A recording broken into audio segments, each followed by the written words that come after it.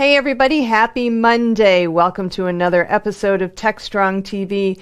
Today is Monday, March 15th. I'm Charlene O'Hanlon and we are counting down 2 days to St. Patrick's Day. And normally I'd be in New York right now prepping for the St. Patrick's Day parade, but unfortunately that's not to be this year. So here I am instead, and I'm so thrilled to be here. First up, we have got a great lineup of conversations on today's broadcast, and we kick things off with a conversation between Alan and Alana Brown, who is the Senior Director of Community at Puppet. They discuss the State of DevOps report, and more specifically, the results of the salary survey as part of the State of DevOps report.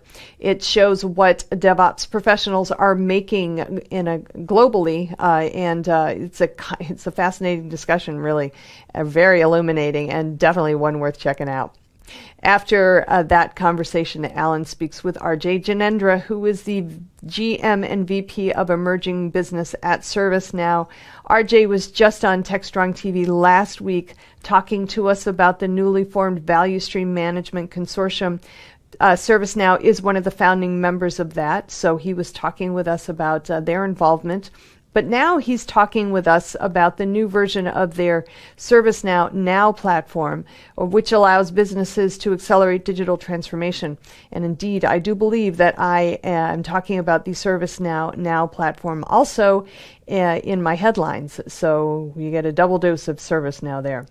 All right, after that, we have the next conversation in that Value Stream Management Consortium conversation that we've been running over the last couple of days. This one is with Brian Muskoff, who is the Director of DevOps Strategy at Hcl Technologies. Hcl is also one of the founding members of the Value Stream Management Consortium. We've been getting a lot of interesting conversation points about value stream management in general, in speaking with some of the founding members, and we've done a panel discussion and a couple of other things around this. So Brian shares his insights, why his company decided to join the fray, as it were, in the value stream management sector, and it's a great conversation. So hopefully you'll stick around for that one. After that, we have the next installment of the Haunted Hacker podcast, which is hosted by Mike Jones. This conversation he has with Gordon Lawson of Rangeforce. Gordon, we also just had on TechStrong TV. So I was talking with him last week about his BGH initiative in helping underrepresented communities get involved in IT and more specifically cyber. Gordon and Mike have a conversation about some of the threats that are out there now and some of the things that organizations can do. And he also gave away a couple licenses and things like that. So it's a great podcast, so give it a listen for sure. All right, after the Haunted Hacker podcast, we have our next installment of the Something Old. This one is once again from the recent Predict 2021 Virtual Summit. This one features Ravi Lachman of Harness, and he does a presentation on 2021, the year we bring down complexity in software delivery.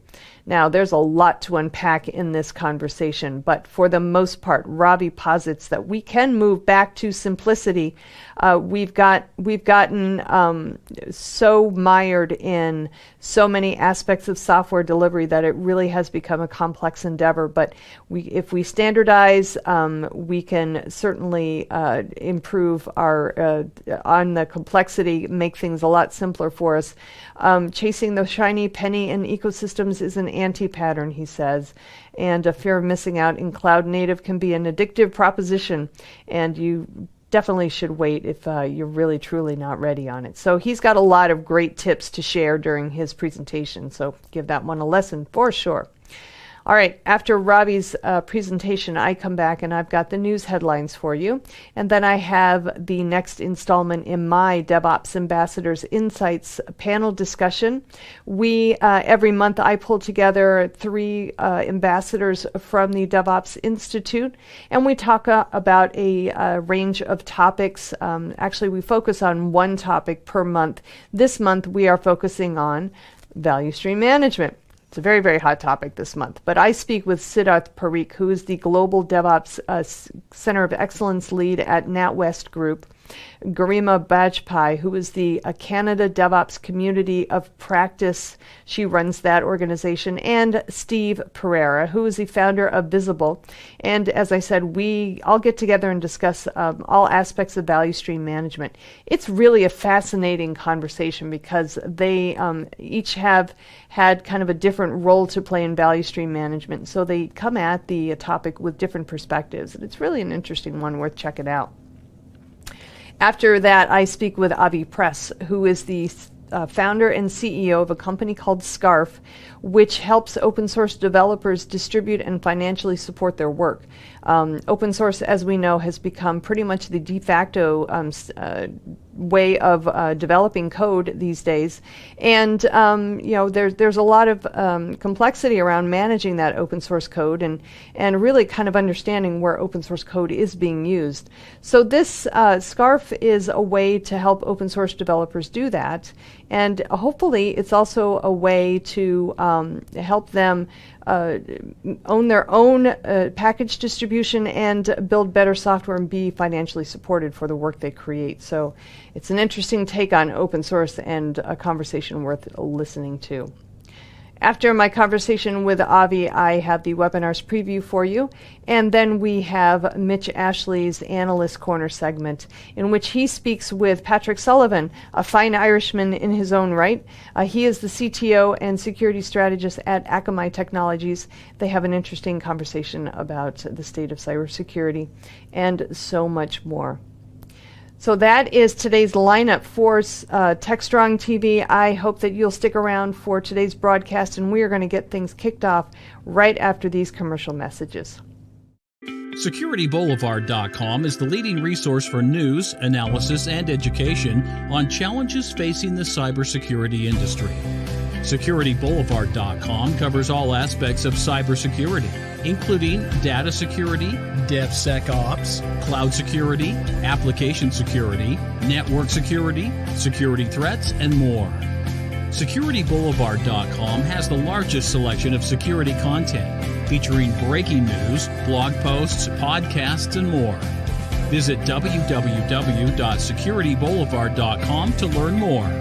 SecurityBoulevard.com, home of Security Bloggers Network. Hey everybody, welcome back. Kicking things off today is a conversation between Alan and Alana Brown, who is the Senior Director of Community at Puppet. She has some insights from the State of DevOps report on DevOps salaries around the world, so let's give this one a listen. This is Digital Anarchist.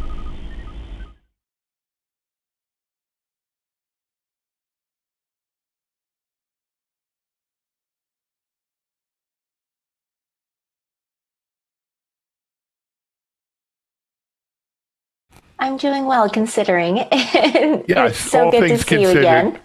It is. It's good to see you. It's good to hear your voice and see you and hear that you're well, and that's great. Alana Puppet, of course, needs no introduction to our audience. Kind of one of the founding members of the DevOps Club, if you will. But the last person we had on for Puppet, as usual, is my friend Nigel, right? Nigel Kirsten comes on every 2-3 months at least. Actually, that's not true. The last time Nigel was on, we didn't talk about the Puppet survey.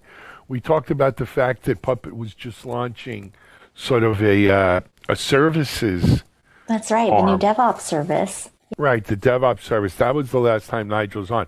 The time before that, we were talking about the State of DevOps survey. Yeah, and I think you spoke to Abby Kearns as well. That was before. That was the one before that.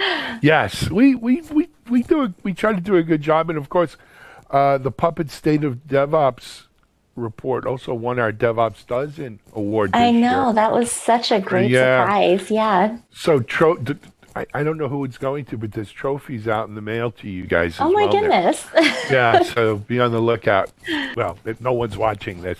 But anyway, I guess it's not a surprise anymore. That was not smart, Alan. Anyway, Alana, we're here to talk today about every year Puppet, along with the State of DevOps report. And it's been now, what, about 15 years or 12 years? I forget. We're going on 10 years. This year 10 will years. be our 10-year anniversary for the report. It's amazing. Absolutely. What a body of knowledge there. And for the last couple of years at least anyway, you guys always slice off some data from it and come out with the salary survey, compensation survey as well. Yes. From State of DevOps report. And I always enjoy it. I think our audience does too, because who doesn't want to know kind of what they're worth, what the market is, what their peers are saying, making, and doing. So it's always of high interest. Talk to us a little bit about it. Yeah, of course. So the salary report we do every year, we decided to actually skip it last year because, we issue the report, the State of DevOps report, and then we do the salary report, and that typically is in the next year. But because of all of the economic uncertainty and upheaval, we actually skipped the last one. But we decided to do the salary report this year based on the 2020 data that we collected. We launched the State of DevOps report, the 2021, back in November. So, there's a lot going on in November. I think we weren't really sure what to expect from the data. And I think the biggest surprise to all of us was that despite a global pandemic, massive budget and spending cuts across the board, tech salaries worldwide have actually increased, and particularly for upper income respondents from Japan and UK. But, Really? while this does seem sort of counterintuitive, I think if you think about what's been going on and how every business has been forced to pivot to remote work pretty rapidly and digitize so many of their services, I think it makes sense in that context. There was a study done by McKinsey, and they said that many organizations have actually accelerated their digital transformation initiatives by 3 or 4 years. And so it's really forced people to move a lot faster. And Sure. they've noted that, one of the things that has helped companies be successful during this time of crisis is really prioritizing filling the gaps for talent. And I don't know if you read Gene Kim's latest reflection on 2020 that he published, but, he shared how... Yeah, it was great. And he shared how the pandemic has been such a catalyst for change for these very large, slow-moving enterprises like Nationwide, US Bank, Fannie Mae, American Airlines. So, fascinating stuff. Absolutely. Just point of fact, before I got on this call with you, I was actually sitting in it was a peer-to-peer roundtable for CXOs, but mostly CIOs. About a dozen CIOs, and the person presenting was Peter Coffey, who is a EVP at Salesforce, actually. Oh.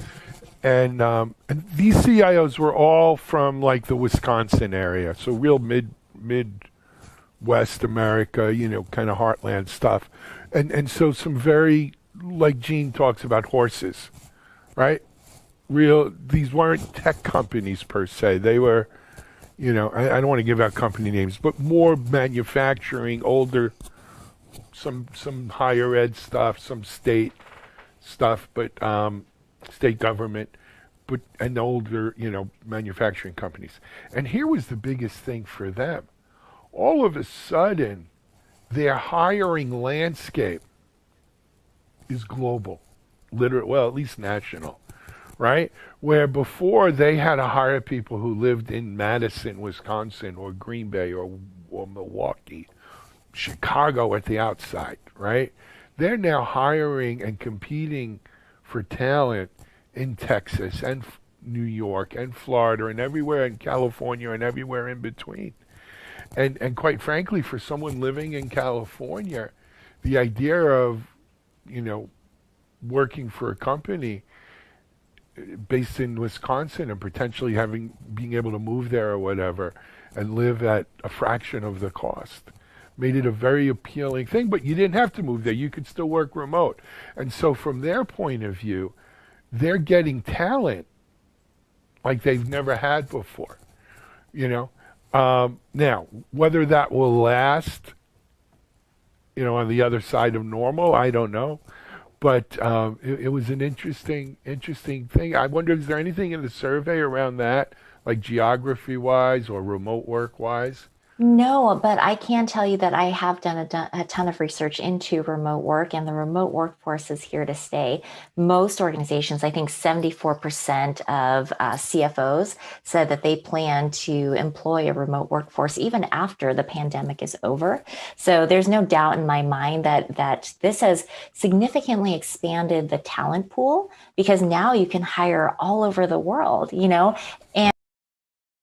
organizations can't afford to hire engineers in Silicon Valley, but they can go hire an engineering team in Ireland or Romania or, some of these far-flung places where it's a lot more cost-effective to do so. I agree with you. I would say also, and I, again, don't know if it's reflected in the survey, is that these positions where salaries have actually gone up are also ones where you need a skill set. These are not, and I'm not disparaging anyone, but these are not, high school dropout kind of folks who are just looking for a job. If you have the right skill set, whether it's in cyber or DevOps or cloud native, the earth is your oyster right now, right? Yes, and that is a very common thread that we've seen across a couple of salary reports. Really, there are a couple of skill sets that are very desirable. You have to have an engineering skill set in order to get the best paid jobs. And, in the 2020 State of DevOps report, we actually looked at platform teams. And what was so interesting in the salary report is that with the rise of platform teams that we've seen over the last couple of years, platform engineers have the best paid job title, beating out software engineers and DevOps engineers. Really? Yep. Wow. They're the most likely to earn $150K per year. I didn't know that. That's interesting. Really interesting. And we have some cool data in the report that shows that. And in the past, it's always been software engineering. If you were in an engineering department with a software engineering title, you were typically paid the best. DevOps engineers were pretty high up there, though, and they have been for several years. Yeah, no one's taking up collections for them either. Yeah. I mean, they're doing okay. But that is an interesting thing. Here's another question. It came up in another CXO roundtable I was in the other day, and that is around certifications, training. In other words, look, when I first started DevOps.com and you were going to be hired for a DevOps engineer, the typical requirements were how to know Puppet or Chef 3 to 5 years experience. Of course, Puppet and Chef weren't out 5 years, so how would you have 5 years? But that's a whole nother story. But but that was a DevOps engineer or a DevOps, whatever, people didn't like the term DevOps engineer, but that's where you were getting hired as a DevOps person. And I always felt that we would kind of that we wouldn't just swap out Puppet for Jenkins or Jenkins for GitLab or GitHub, but that we would go to a more like a certification level or some sort of, because, having experience in Puppet, for instance, doesn't necessarily make you a full-fledged DevOps engineer. That's absolutely right. Yeah. Anything in the survey around that? No, we didn't ask about certifications, but that is interesting. I haven't seen any really meaningful DevOps certifications out there, but I think what is meaningful is just experience, time on the ground, doing things. Yes. and stitching together the right tool chains and being able to offer some of, a lot of things as self-service. Like those are kind of the core skills that I see being valued very highly in these organizations. And those are the things that will also get you to the next level. And then there's that interpersonal side that you can't necessarily certify or train for, but being able to have kind of a breadth of systems thinking, being able to collaborate with your peers on the other side of the aisle, like all of that is super important in this role. And I see more and more job descriptions that really kind of look for those qualities beyond just the technical skills. Absolutely. Well, I'm going to get to that in 1 second. I will say, like, I wonder if people who took like AWS, for instance, offers a DevOps engineering course. I wonder if people who take that and use that to help get jobs are considered sort of platform engineers because it's part of your AWS training or what have you, because it is very AWS specific. But in terms of the interpersonal skills you're talking about, I think that's an important piece that bears talking about too. When I first started DevOps.com, right, we focused, and we still focus a lot on culture, right? It's not just about the tools. It's not about knowing Puppet or Jenkins or any of these things. It's about understanding what a DevOps culture is and how you interact in a team and how you build a team and how you contribute to a team and how you scale as a team, especially with remote work. I think one of the things about 2020 is when everyone's remote, all of a sudden culture is more important than ever, because culture, when we're standing around a water cooler, or I see you in the hall every day, or at the cafeteria or what have you, we grab lunch. It's easy to kind of put your finger on it, if you will. When I just see you on Zoom like this, it's hard. It's hard to keep that. You really need some good interpersonal skills more than ever. Yeah, I agree, especially in a remote environment. I think, what's really important in building culture is those team interactions. So what are your expectations from working with different teams? And also, what are the SLAs, for lack of a better word? Because you have to have trust. Like foundationally, everything is built on trust.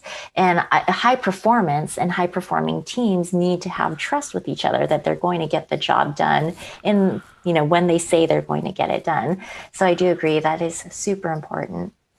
And as far as culture goes, I do want to mention that, looking back on the last 10 years of research that we've done at Puppet, we focused a lot on technical practices. I mean, we've covered a lot of ground with organizational culture, organizational performance, leadership, et cetera. But, a lot of things revolve around the technical practices. And I think what we've learned is that technical practices alone are not enough. And you really do have to develop kind of the underlying trust between teams.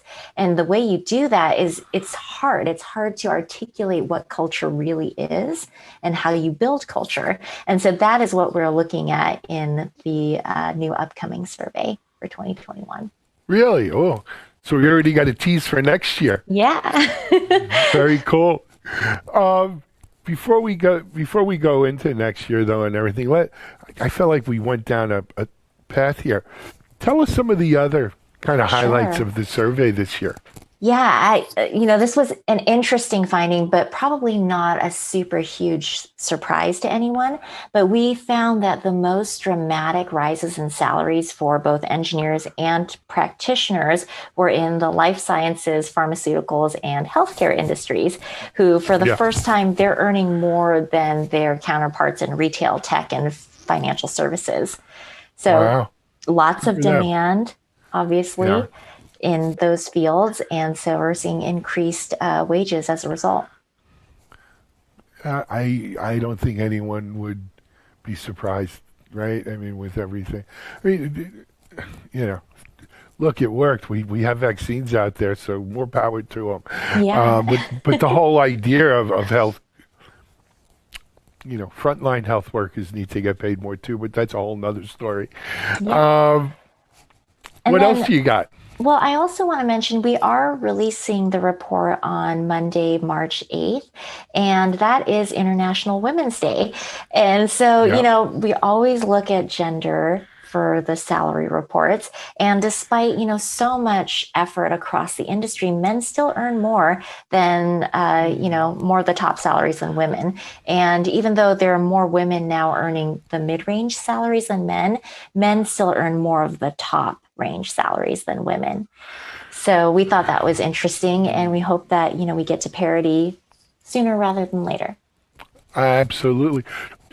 Can you at least tell me the gap is closing, or is it pretty much been consistent? Last year we saw that the gap was closing a little bit, but once you get into those higher ranges, men are just clearly, just earning more. So, the gap is closing, though. We do see that. And there's been so much movement around diversity, equality, inclusion over the past there really years, has. too.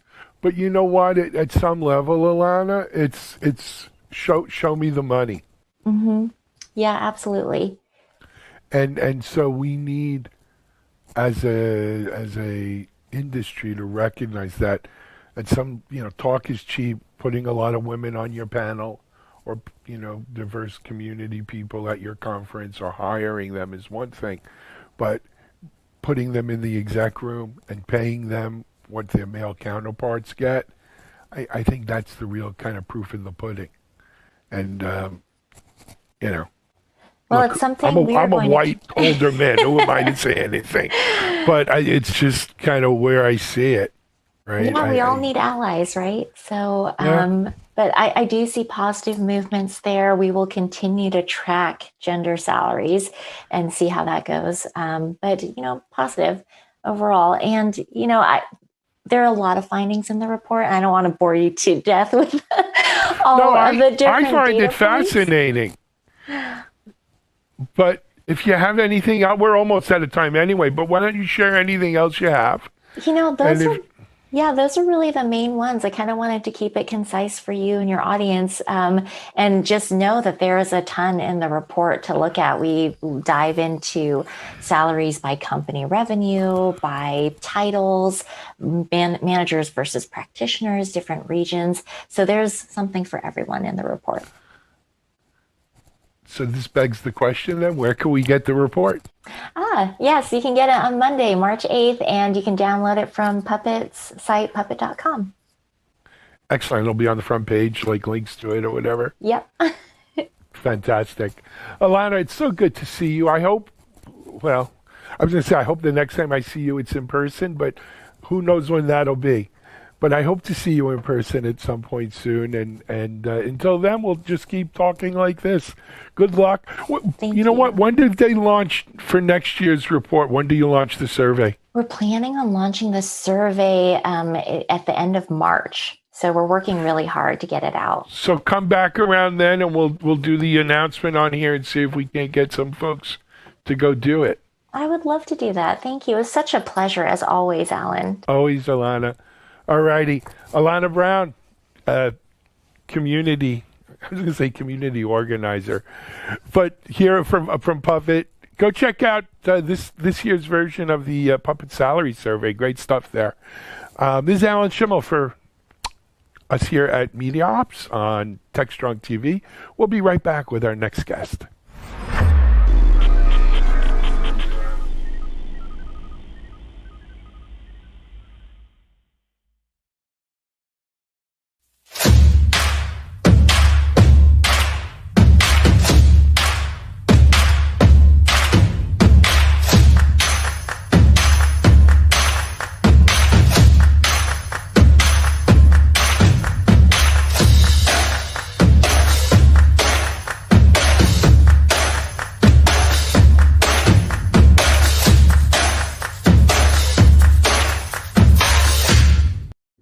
All right, welcome back, everybody. Next up, we've got RJ Janendra, who is the VP and GM of Emerging Business at ServiceNow. He talks about the latest updates to the ServiceNow Now platform that allows businesses to accelerate their digital transformations. Great stuff. Let's give this one a listen. This is Digital Anarchist. Hey everyone, welcome to another TechStrong TV segment. Really happy to have my friend RJ Jahindra. Did I say that right, RJ? That's right, Janendra.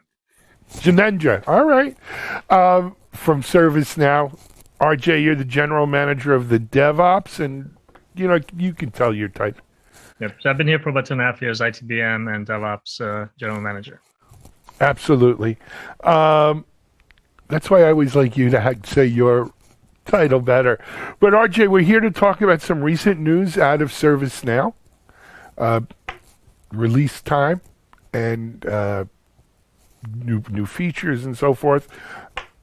Why don't you share with our audience? What do we have?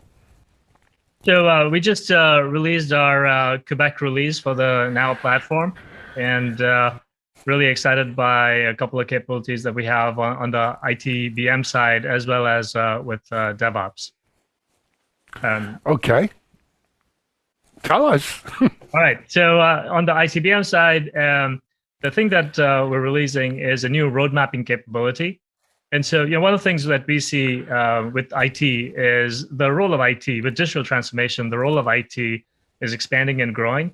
And more of the planning is happening in a top-down way. And so with the road mapping capability that we have with ITBM, it allows program managers and leaders to really spec out the roadmap. And it's a very lightweight, easy to use interface and is built on the ServiceNow platform. So all the work that's happening on the platform can be very quickly laid out on a timeline. And of course, we all know that plans don't always go as you would expect. And so very easy to make changes with that road mapping capability. It's part of our broader alignment planning workspace. One of the things that we see from customers is a lot of them are coming from the traditional waterfall kind of planning, and they are also adopting Agile. And so with ServiceNow, we provide a single platform where work can be managed both in a traditional way as well as with the new Agile or scaled Agile frameworks, etc. And so the alignment planning workspace layers nicely above both of those in what we call hybrid planning. And that's something that really resonates with our customers. On the DevOps side, we've made progress in terms of integrations. DevOps is really about integrating to all the different tools so that we can streamline the enterprise workflows. And so in the Quebec release, we have integrations now to testing tools, so things like Selenium. So we're able to bring data in from testing tools into ServiceNow and link it to all the code information that we have, the Jira tickets, etc. So you have this end-to-end visibility. We also are setting the foundation for integrations with security tools. And so that's something else that will be coming in as well. And we've had the DevOps product in the market now for a little over a year. And what we're seeing is that for many customers, they do need to create changes and have a change approval process. And what we help with our DevOps product is to really automate that whole process, right? We automate the ticket creation, we automate the whole approval workflows so that developers don't have to come into ServiceNow, break the flow, and then manually create all that. We take care of that in an automated way. But we're also engaging with other customers who are further ahead in their DevOps progression, where they're not really looking for an approval process for these changes. They simply want to register the change. The fact they just want to have some place where they're tracking that a change was made to a production system. And it's not about approvals. And so we have a new feature as well in our DevOps product, which simply allows for the tracking of changes without necessarily going through a whole approval workflow. So really excited about these capabilities in the Quebec release. Absolutely. It really is a result that, and especially I think with IDLE and some of the things like that, change management became a monster. It really did, and I think that in many ways DevOps was one of the things that kind of pushed DevOps popularity was how are you supposed to do change management the way a lot of organizations were doing it in IDLE and so forth, when you're releasing multiple times a day or a week or what have you. I mean, going through that level of change management with sign-offs and approvals and everything that was involved in it. I mean, it was the antithesis of automation and fast. And but yet you're right. Change management doesn't have to be about everybody signing off. Sometimes you just want a record, right? Git, same kind of thing with Git. What was Git about? It was about version control, right? I want to know what was the build that I did at 2:10 p.m. versus the build where we fixed something at 3 o'clock. Not that everybody and their mother said, oh, this is a better build, or it works, or it doesn't work. But at least I want to know. Every build had a number. Every build had a specific version, and I was able to go do that. So I think what you're talking about here, you call it a change log rather than a change management. I don't know. It's about what DevOps is about. That's exactly right. You know, when something goes bump in the night, your first question is, what changed, right? Was it a configuration on the server, on the infrastructure side, a memory setting, or was it new deployment? And so, you could call it a change log. We call it change tracking or change registration. But that's the idea. And I would say it's definitely top of mind. I was looking through the State of DevOps report 2020 from the folks at Puppet. They release that every year. I think it was the 8th. I just interviewed them right before you actually on this. Right. And change management is top of mind. I mean, there's about 20, 25 pages in the report dedicated to this whole concept. And I think more and more people are talking about dynamic change management, which is, it's not a one size fits all, but it's really based on the complexity of the application you're working on or the team that's working on it. You know, some architectures are more brittle. And so it's really applying a more dynamic approach as opposed to sort of a one size fits all where everything has to go to a cab. Not to make this whole discussion about change management, but we live it here. Just before I came in the studio to start recording with you, RJ, there was a note on our Slack from our CTO that DevOps.com, the site, had some issues, and our WordPress team was looking into it. And, we have certain plugins are on automated update, which is probably a mistake. And it caused obviously a conflict with something else, and then it manifested itself. And that was the first thing is, okay, what changed? And we did a quick, what version plugins we have. So immediately, what was the culprit there? We had to roll it back. And thank God, some of them you can't roll back, right? They're hard. But it's the bane of the existence of the WordPress team is keeping up with the plugin updates and then making sure they don't conflict out with others that are in there. I got a silly question for you. Why Quebec? So we've had a long history of naming our releases centered on cities around the world, and so we're on to Q at this point, and there's a vigorous process internally on name selection. Mostly it's people just started voting on and Quebec is the one that came on top. Oh, I can't imagine there were too many Queensland, Quebec. There couldn't have been too many nominees in the Q space. Right. Well, the interesting thing is, I mean, Quebec is a state. Right. And but actually, it's named for Quebec City, but there is Quebec City. And so there's a little bit of discussion around, whether we could go with Quebec, but ultimately it went out. What controversy. What controversy. Very cool. Let's focus off the DevOps side of it for a second. What do you think? You mentioned what some of the new features are, but what do for our audience out here, what do you think is really going to be the big takeaway for them? I would say the big takeaway is if you think about the ServiceNow platform, it's the standard for workflow design experiences, right? And I think what we've seen through COVID and anything 2020 is that customers are looking for new ways of innovating and connecting with their clients as well as their employees wherever they may be. And it's really exposed the weak links in the old value chains, right? And so we're seeing some new possibilities around a number of new workflows. And the customers are really leaning in with the Now platform to automate and make sure that workflows naturally in the new environment that we're finding ourselves in, right? And even as we get back to work, it's not going to be the same way it was at the beginning of 2020. And so we see a bigger role for the ServiceNow platform from that perspective. Excellent. RJ, that brings up an interesting point. How much of the new features in this Quebec release are a result of sort of COVID times, of changes that COVID has wrought in the way organizations are working together? So certainly, ServiceNow, we've been very active in terms of providing solutions into the market around COVID. So for example, last year we had safe workplace applications. We have a vaccine administration management application as well. And these are being used by customers and governments around the world.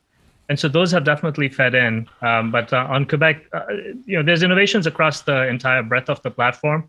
As you know, it's a one data model, one architecture, single platform, and we have a number of solutions across IT workflows, customer workflows, as well as employee experiences, and also our low-code capabilities, which are on the same platform. So there's innovations across all of those that are being delivered in this Quebec release. So it's a big release. Customers will see a lot of value from it. Absolutely. How often, and forgive me my ignorance, but how often do you guys do releases like this, major releases? We have 2 platform releases a year, so those are spaced every 6 months. But on top of the platform, all these solutions that we have, they may vary. So they may come out with the platform, like the ones I'm talking about here today. But we also have a number of solutions that ship monthly or even bi-weekly. And so with the adoption of DevOps, I wouldn't be a DevOps person here if I wasn't talking about accelerating innovation and faster time to value. And so we're increasingly seeing more and more of our applications being delivered through the ServiceNow store. And so customers don't have to wait for the next platform release. They can, in fact, get new capabilities off cycle as well. That's great. Good stuff.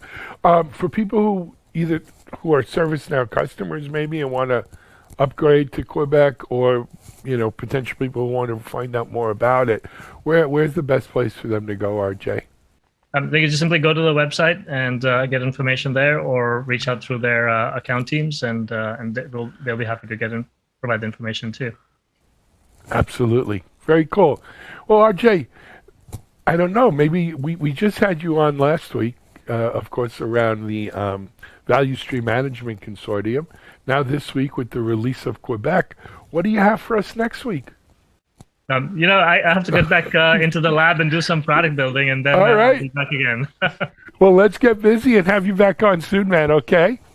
All right, thanks, Alan. It was really nice to be here today. Always a pleasure to have you on, RJ. All right, the new Quebec release from ServiceNow available already. Go check it out at servicenow.com. This is Alan Chameau. We're on TechStrong TV. We're going to take a break, and we'll be right back with our next guest.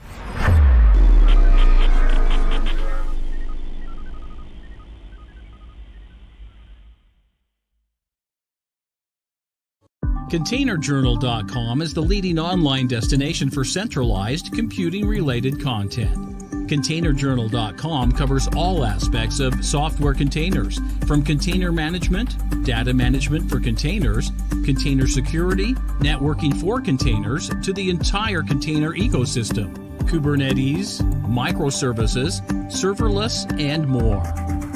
ContainerJournal.com has the largest selection of container-related news, featuring breaking news, blog posts, podcasts, and more. Visit www.containerjournal.com to learn more. ContainerJournal.com is operated by MediaOps Inc., the team behind DevOps.com, Digital Anarchist, SecurityBoulevard.com, DevOps Connect, and DevOpsDozen.com. All right, next up, we've got a conversation between Alan and Brian Muskoff, who's Director of DevOps Strategy at HCL Technologies. He is his company is one of the founding members of the Value Stream Management Consortium. Brian talks about why the company got involved in the VSMC and what they hope will be one of the results from it. So let's give this one a listen. This is Digital Anarchist. Hey everyone, thanks for joining us here for another segment of TechStrong TV. In this segment, I'm really happy to be joined by Brian Muskoff. Brian is Director of Product Management at HCL Software, and this segment is another in our continuing series as we cover the launch of the Value Stream Management Consortium. HCL is one of the 5 founding members of the VSM Consortium. Brian, welcome to TechStrong TV. Thank you, Alan. It's really great to be here. Thank you. You know, Brian, well, in my mind anyway, HCL Software needs no introduction to the DevOps audience. You guys have assembled, developed a broad and deep platform of DevOps tools and solutions for our market. But maybe there are folks out there who don't know or they're not familiar. If you don't mind, let's start there before we even dive into VSM. Let's talk a little bit about the HCL Devops lineup. Sure. Yeah. HCL Technologies, of course, is the parent company of HCL Software, very large global technology company that has its roots in service outsourcing, IT service outsourcing, but over the last 5 years has created a $1 billion software business. And at the root of that are 4 core pillars, DevOps being one of those core pillars. And our portfolio really is end-to-end across the tool chain. So we've got, right out of the gate, products for agile work item management, source control management, and really our shining stars are in the areas of continuous delivery, automated test management, and of course, value stream management. Hence the membership or the sponsoring of the Value Stream Management Consortium. And you know what, Brian? Sometimes it's good. People probably have name recognition of some of these solutions that you guys are doing. So again, just for people who may not be familiar, put some names to these placeholders there. In testing and in CI/CD and VSM. What are some of the products? Yeah, so our roots are really through an IP partnership we have with IBM. And so some of, the market may know the IBM names of the products and the Urban Code and Rational brands, but HCL has made derivative products with new brand names that we launched last summer. So our VSM product is called HCL Accelerate. Our continuous delivery product is HCL Launch. And our test automation product is HCL One Test. And so, we're still in the early days of, securing that brand recognition, but we think before too long, we'll have the similar recognition that, our heritage products do. Absolutely. And that's what I want you to do. So let me just recap. We've got HCL Accelerate, right? And then there were the other 2 were? Yeah. HCL Launch is for continuous deployment, and we've got HCL One Test for test automation. It's really a testing suite. Yeah. Well, it's as I said right from the beginning, it's a broad and deep bench of solutions in there. But I asked you for a reason. I want people to start becoming familiar with these names. I appreciate that. Yeah. Well, it's. The other thing I would mention is you mentioned the IBM relationship. My understanding, and if I'm wrong, correct me, is, look, it's HCL, which is now carrying the water in terms of continuous development. That's a pun on a DevOps show. But in continuing the development of these products, IBM may still sell them in their channel, but it's HCL who's doing a lot of the heavy lifting and keeping these products current and state of the state of the art. Yeah, I would describe our relationship very synergistic. So, IBM's a very strong partner of ours, sure. And, of course, has a very large installed base of the DevOps products. At the same time, they have partnered with HCL for all of the product engineering and support. Mm-hmm. And so, we have that within our organization. And what we've done is made derivative products, or you can kind of think of it as a fork for our own HCL versions of those products. And so we've, continued to build on, the great base that we had with the IBM products, but HCL is investing heavily in our own innovation, our own ideas, our own product management, and so forth. So yeah, there's quite a deviation at this point between the two product lines. Absolutely. Hey, before we go further, I just got to mention, you got a nice DevOps books collection behind you there. I think I recognize every single one of those. So thank you. Yeah, no, we're fortunate in our industry to have a great library of content, and I'm no stranger to the books there. Absolutely. All right, let's talk VSM, value stream management. So, Ryan, as we were talking offline, I mentioned that we had several of the initial, founding member organizations representatives on our show this past week. We have you now on behalf of HCL. I'm going to ask you the same question I asked all of them. Can you define for our audience what exactly is value? How do you define value stream management? Yeah, that's a great question. We all have our own different definition. Yeah, let's start there. Yeah. It's part of the reason we put this consortium together is because VSM means different things to different people. It's no different than Agile or DevOps. 20 years later on Agile and 10 years later than DevOps. It still has a bit of nebulous meanings. But at the same time, I think we can kind of put some parameters around how we think about VSM. Our perspective from an HCL point of view is quite broad. VSM is not just limited to, say, aggregation of data and a data warehouse perspective with, say, a DevOps slant on a business intelligence view. It's much broader than that, right? It does encapsulate many of the technical needs of aggregating data. But it's more about, how do we change the ways of working? How do we make the work life better? How do we get better business results? We've heard these notions of project to product or,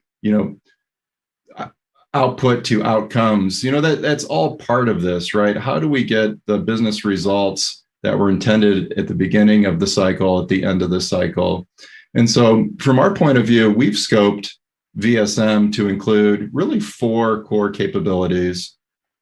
It's value stream visualization. So on a real-time basis, how can we see the ideas from the beginning all the way through the end and identify any bottlenecks or friction that organizations may have in that process and alleviate them? The second area is around insights. So as we aggregate data from across the DevOps tool chain, how can we create KPIs? How can we identify trends? How can we identify who are our high-performing teams, who are our low-performing teams, and how can we make those high-performing, or all of our teams look like the high-performing teams? But what stands out, I think, from an HCL standpoint with value stream management is the other 2 capabilities, and that's the ability to take action on those insights. And so you look at something like pipeline aggregation. In any large organization, you're going to be using a whole number of different CI/CD tools, or really just tools across the tool chain. You hopefully have some HCL launch or maybe some Urban Code build, but more than likely you've got some Jenkins or Ansible or maybe a Zebia or something like that in the mix. Mm-hmm. Well, you could even have those tools within the same organization. And what our VSM product allows you to do is actually aggregate all of those tools into a single pipeline view. And not only can you see, what's deployed where and when, you can actually execute or orchestrate deployments from that pipeline view. And then the fourth area is around release orchestration. Well, some smaller, maybe more nimble cloud native type teams can deploy with a click of a button. For the rest of the horses, I guess you could say, it requires much more orchestration across the organization, say manual tasks and, just general coordination across all of the, the functions to get software delivered. And that's what we view as part of the VSM scope. Excellent. Good stuff. So Brian, what was kind of the driver for joining the consortium for HCL? Yeah, like I think we can all recognize value stream management's not necessarily a new concept, right? It's something that's been around, in the lean manufacturing, even in software delivery space for some time.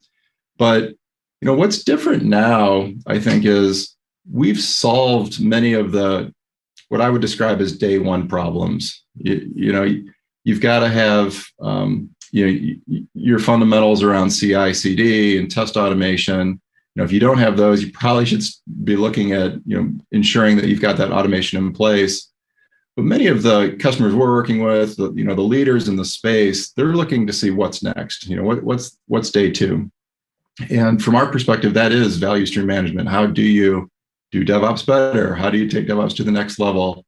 And since customers have already solved many of those fundamental DevOps, automation challenges, and it's, contained within tooling, we now have the technology to pull those tools together, make sense of that data, and solve new problems. Like, how do we, connect the dots across that tool chain and not just kind of optimize in a silo, but optimize all the way, across the entire, DevOps tool chain. I agree. The consortium launched with 5 kind of founding vendor members, right? And from what we've learned in talking to some of the other members is that it's kind of an MVP right now, right? It's a minimal viable product in that now we are looking for other members to join in, right? Practitioners, consultants, organizations that, value, no pun intended, value stream management, right? And does HCL have a plan to help recruit, whether it be customers or others into the consortium? Absolutely. Yeah. No, we're very grateful to the work Helen Beal's done to organize the space. We feel that we have critical mass. If you look at the founding members, and who's going to be on your, webinar next week. Wow. It's the leaders in the industry. And so now it's about growing that base and diversifying. So, how do we pull in, practitioners that are solving these types of problems on a daily basis? And so, yeah, when you look at, our investment in VSM from an HCL standpoint, no doubt about it, we're going to be tapping into our customer relationships and seeing what we can do to build this membership out. Great. The next thing, and again, I asked it of all the folks who've been on so far, and that is 6 months, a year from now, what does success look like in your mind for the consortium and for HCL? Right, so HCL says, I'm glad we did this. This was a good thing. What does success look like? That's a great question, Alan. Yeah, I think you could look real tactically at, call it membership levels or just kind of general engagement with the consortium. And we certainly have goals from an organizational standpoint there, but more strategically, I think what we're looking to do is establish, a de facto standard around how we deliver software moving forward. When Agile started or DevOps started, it was fairly grassroots, right? It took several years for it to take hold. And even today, there's organizations that are still struggling to understand what it really means to be Agile. From a value stream management perspective, I think what we need to do is solidify, what the core concepts of value stream management are, and start to surface those best practices throughout the industry, and generally educate, the market on, what the value add is from a value stream management perspective. Got it. Sounds great, man. Hey, Brian, we're probably coming up on time here, but what do you think's next? I mean, you mentioned we're doing a webinar, but we mentioned maybe bringing on some more membership. What else do you think is next short term for the consortium here in terms of continuing to make progress? Yeah, one of our key deliverables early on is going to be a state of the value stream management market. And so we're currently running a survey to, collect the data that will help drive that survey. That's great. So there's a lot of focus there, but we've got other work streams going on with the consortium, in terms of creating content, defining, standards, and just generally kind of level setting across all of the participants on, where we want to take this organization. And I'd encourage everybody that, has an interest in this field, take a look, and, there's opportunities to get involved and really make an impact in the early days. Yeah. I should mention the website for the consortium, I believe, is vsmconsortium.org. You got it. Yep. So anybody who wants to get involved or find out more, stay abreast, can go there. VSM, that's Value Stream Management, vsmconsortium.org, and you can get stuff there. Hey, Brian, congratulations to you and the whole HCL team for having a hand in founding this and lifting it off. We wish you all a lot of success with it. I think it's something the community needs. Thanks for having me on, Alan. I think when we look back, say 5-10 years from now, VSM is going to be alongside Agile and DevOps as just a de facto standard, a mainstay in the way that we build software. Look forward to, this journey with you. Absolutely. All right. This is Alan Schimmel for TechStrong TV. We're going to take a break. We'll be right back with our next guest. Stay tuned.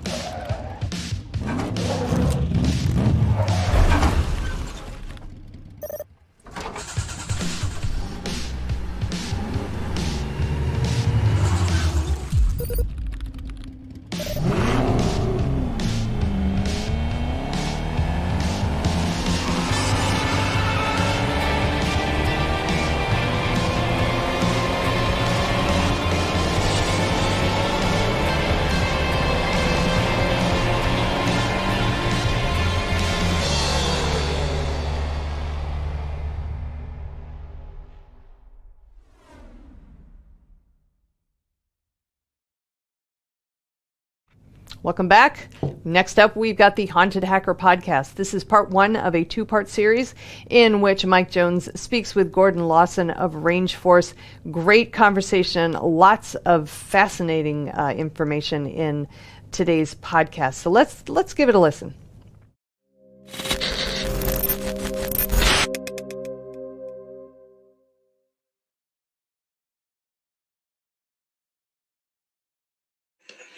Okay, welcome to another episode of The Haunted Hacker.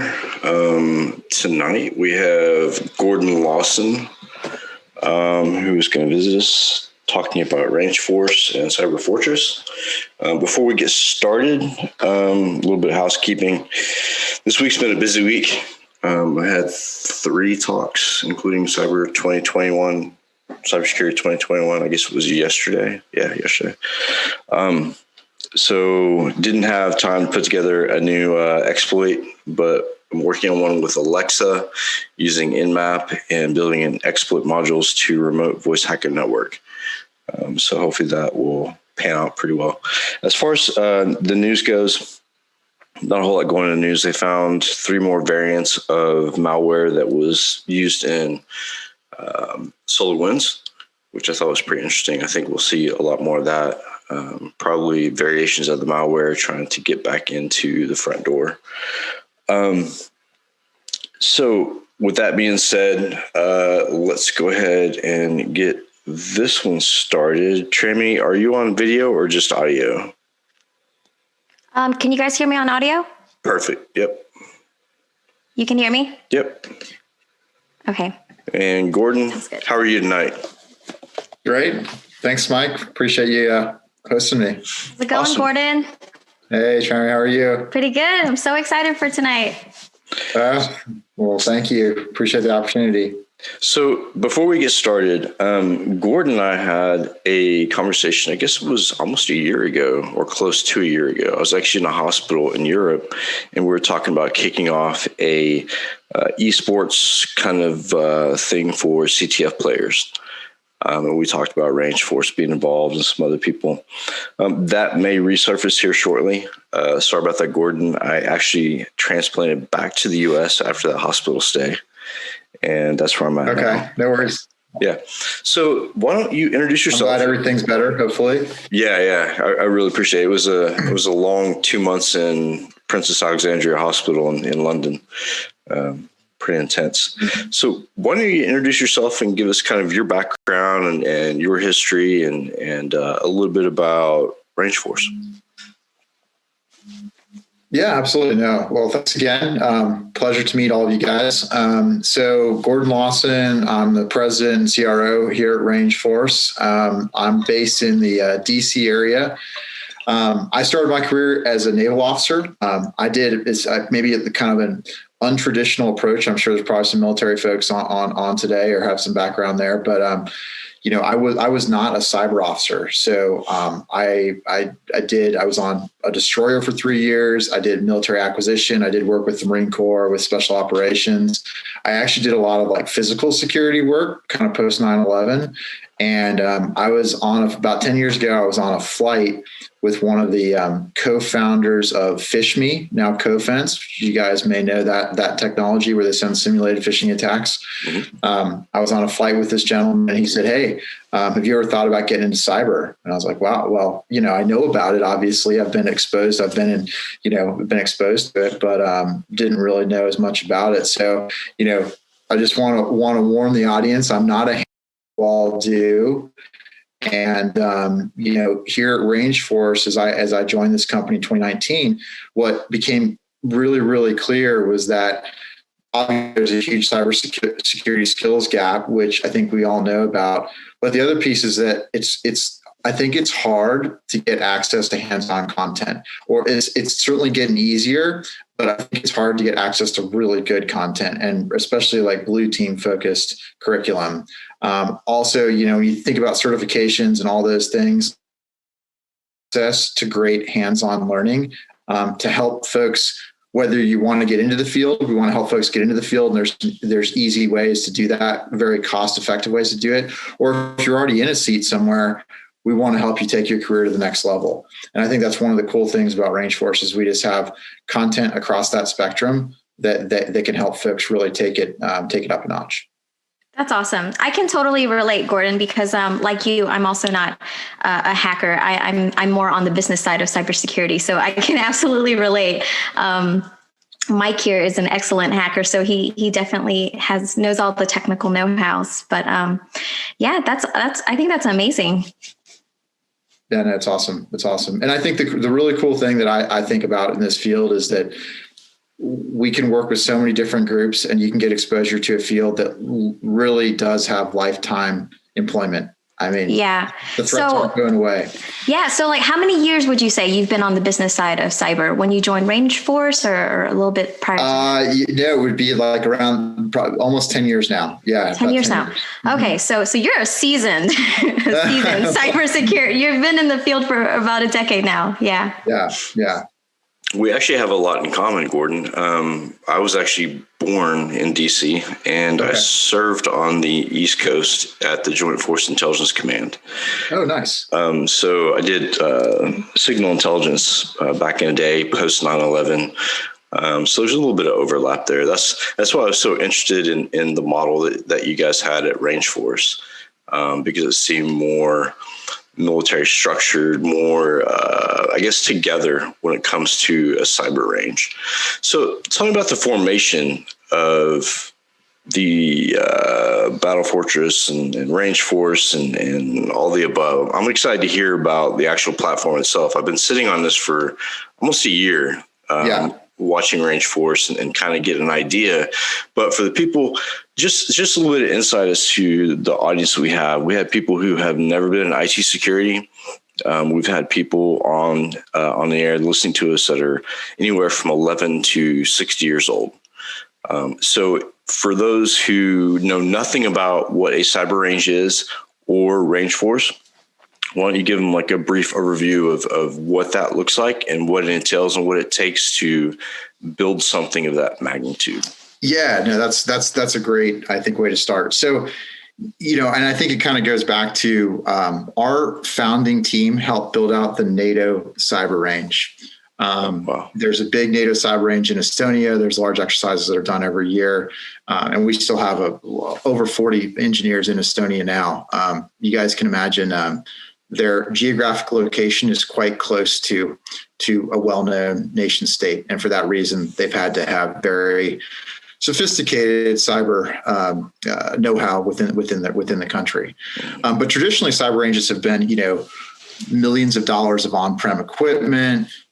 You're gonna schedule an event because it's gonna take several months to build up attack scenarios, and it's very, very resource intensive. In fact, I mean, there's companies that we would all recognize that still have semi tractor trailers that have a range built into them, and they'll actually drive those around and you do these events. And I think what we as a company have discovered kind of through this process is that that is just not feasible. It's not feasible for individuals.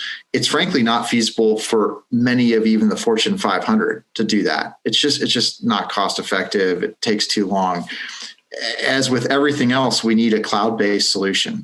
And so Rangeforce's really overarching principle is that we can build out either self-paced cyber content that's very realistic and hands-on, where a VM spins up in the cloud and you can get hands-on and solve these challenges.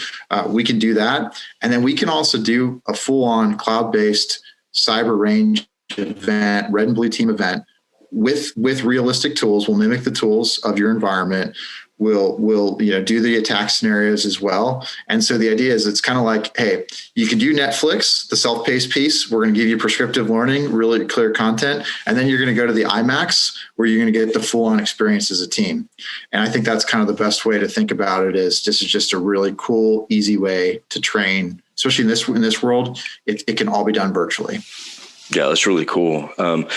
Especially like when you look at where we're going and the geopolitical situation around the world, I think that, a cyber range is paramount. When I was in Virginia, I believe in Suffolk, or maybe it was Portsmouth. No, it was Suffolk. We had a lot of joint operations and testing and war games and all the above. But back then, it was very immature. It was very like that, very much so that infancy stage. So when you say that you have a cyber range for commercial, for DoD, tell us how you customize that approach for, let's say you want to take the cyber range to a government contractor, or you want to take it to a group like ours. What changes do you have to make, and what differences are there between, let's say, what I can access without a clearance as opposed to what other people can access? Right. Well, I think the first thing I'd say is that the access, we want to make the access super easy. So like everyone that's on today, and I know Mike, at some point we're going to give away some full licenses, which is going to be fun. But everyone that's on today can go to the Rangeforce community and get access to 20 modules. If you do 10 of those modules, this actually launched on Friday, by the way. If you do 10 of those modules, you get a badge. You can share, it's cool, right? So everyone on here can access Rangeforce or pieces of it for free. If you're in a larger company, and obviously we want to make sure that the CISOs and SOC managers in those companies know about us too. We have about 500 modules And we add about 15 to 20 each week, including about 30 CVEs that we have in the library right now. We're constantly adding to those as well. That's what an organization can get access to. And even if if we have a student on here, we'll give a student access to the whole thing for $150. Wow. So once again, there's like, we don't want to make money, and it's not our intention to make money off of people who want to get into the community. There's plenty of big corporations that we can do that barter with, but for folks that just have a intrinsic motivation to become the best white hat in the world, this is what we're here to do, right? Best blue teamer in the world. That's what we want to do. And so we make it easy. Now, the cool thing is like what you get in those 500 modules really isn't that much different than what a government client's going to get. And we support those government clients as well. And I think maybe we have this notion that the government has all these incredible resources and training pieces. But Mike, as you and I know, even now, when you're kind of behind that curtain, the bottom line is they still need to know the fundamentals. And frankly, there's not really great ways for them to learn those fundamentals. So the difference is, of course, there's nuances. We might do some different attack scenarios for our government clients that the general population is not going to get. But it's really not that much different. And I think that goes back to the fact that these vectors aren't that much different. Like the threat actors use the same ones again and again with maybe a different nuance, and the details that much better than I do, but they haven't changed that much. And so the bottom line is we all have to build up this baseline of knowledge and keep raising that baseline. And I think what we're doing makes that a little bit easier. Yeah, definitely. I signed up for the community edition about, I want to say like on Friday, and I did like 1 or 2 modules, and I thought the user experience was super easy and friendly. And so I'm super excited to kind of level up using you guys' platform. That's awesome. It's awesome. Yeah, it's really cool. Back when the Navy first started their cyber warfare rate, I'm sure you probably remember that it was called CTN. They took a crypto and allowed them network attack and defend. So when they opened up that rate, I was one of the first ones that cross-rated from CTT into CTN, which was funny because back then we didn't have any we didn't have any books, we didn't have any SOPs, we didn't have any kind of training modules. It was basically you sit before a board, tell them what you can do, tell them what you know. They'll ask a few questions, and then you're either cross-rated or not, which I found really interesting because once I cross-rated, I ended up going into CTN and I said, okay, so where do we go from here? And they're like, well, I don't know, you tell us. And I said, well, if we're building something, we need to get on it. So they started creating books, and then they had SPA War come out. The formation of SPA War and a couple other commands. But I think a lot of that's combining now into SpaceX and the Space Force. What is the trajectory for Rangeforce? I know that you guys are fairly new, but as far as like your long-term plan, what does that look like to you? Well, I mean, for us, it really is about getting our content out to the community, and whether that is Fortune 500, Global 2000, as many university students as we can touch, as many folks that want to invest in their own career development. For us, we've already built the infrastructure, the backend cloud infrastructure. We can have hundreds of thousands. We have tens of thousands of people on the platform right now. We can have hundreds of thousands. There's no reason we can have millions of people on this platform. Nice. That's our goal. Is we want to make sure that people have a way to experience this. And I think the other cool thing is like and I really challenge our team, and I try and do this myself, is we want to think outside the box. We want to think outside of, hey, it's okay if you don't have to go to a 1-week class once a year and get a cert and be done with your training for the rest of the year. I think that's, while important, I think that is not, the way to practice. And you just think about, I wrote an article for Forbes recently about the similarities with cyber training and professional sports. As you all know, folks who are good at their craft, whether it's sports or anything else, they literally are practicing hours every day. Why would we not expect to do that in cybersecurity. I mean, Mike, I'm sure I can tell the way you started, you do this every day, and that's what it takes to get awesome. And so we want to challenge that conventional wisdom at Rangeforce as well. I'll give you another example of how I think we're challenging conventional wisdom. We just opened an office in Savannah, Georgia. Have you all ever been to Savannah? That's right down the road. Oh, okay. I didn't know where you're based. Yeah, Alabama. Okay. So, Savannah is a beautiful city. It's 288 years old. There's 72,000 college students there. The Savannah College of Art and Design, which is the -- school that Disney and Pixar recruit from, are there. You think about the talent base that we as a company have.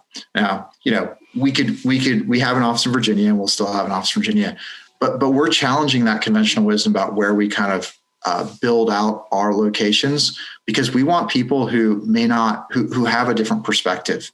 We want diversity in our company. We want diversity amongst our user base. And I think that is the other way is, the threat actors are thinking in a very diverse way about how to do damage. We need to fight this threat with a little bit more, I think, unconventional approaches to get more effective at it. So how do you work that equation, right? So I know a lot of companies will hire people like me to come in and help with the research or in the labs to get things, more lifelike and the attacks very specific. How do you guys look at employment?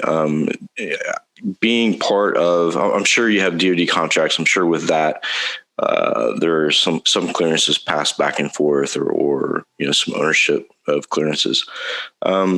How is that structured within your company? Because a lot of people on the podcast are really listening in to figure out, which route they want to go, company, culture, all the above. So tell us about, how you employ and kind of the culture at Rangeforce.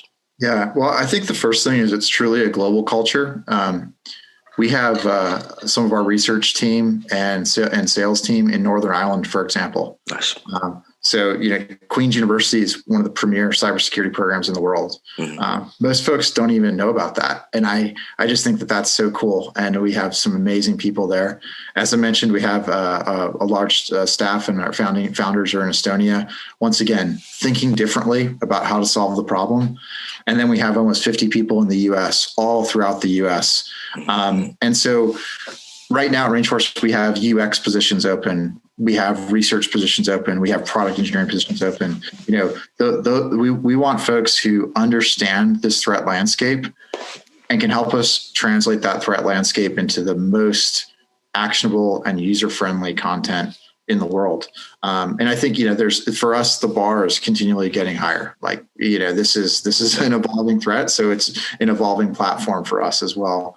And I think the other cool thing that we really look for too is, we're the only player in this space that has vendor-specific tools. So if you want to learn Splunk, Carbon Black, Recorded Future, there's going to be a lot more coming out here. You can get it in Rangeforce. You can get that exposure. You can imagine CISOs love that, because if you're new to a SOC, the last thing that they want is you playing on the SIM on network before you get to really understand it. And so I think that's the other piece is we're looking for folks who maybe have, worked with some of those tools or want to learn how to work with those tools and incorporate that into our curriculum as well. So do you incorporate other vendors' applications or platforms into your platform as well? Like, let's say Darktrace, for instance, it seems to be a pretty popular SOC tool. Do you have relationships with companies like that in order to bring that to Rangeforce? We have about 15 relationships now with other vendors and growing. That's one we'd love to add. Obviously, sometimes it's just a matter of making that right alliance connection and getting a not for resale license to build it out. But yeah, for us, building out that ecosystem is a huge priority. I mean, I'll share an example. Oliver Friedrichs, who you all might recognize that name, the founder of Phantom, the father of orchestration of SOAR. He's on our board. He's a good friend. This is a gentleman who built out 300 apps to be able to ingest and build out those playbooks in a SOAR platform. Like, that's the kind of folks that we have brought into the Rangeforce family. And that's the kind of thinking is this should not be something where it's proprietary or you don't get to play with other tools. Like, those tools, using humans learning how to use those tools effectively, build resilience. And that's the most important thing. Absolutely.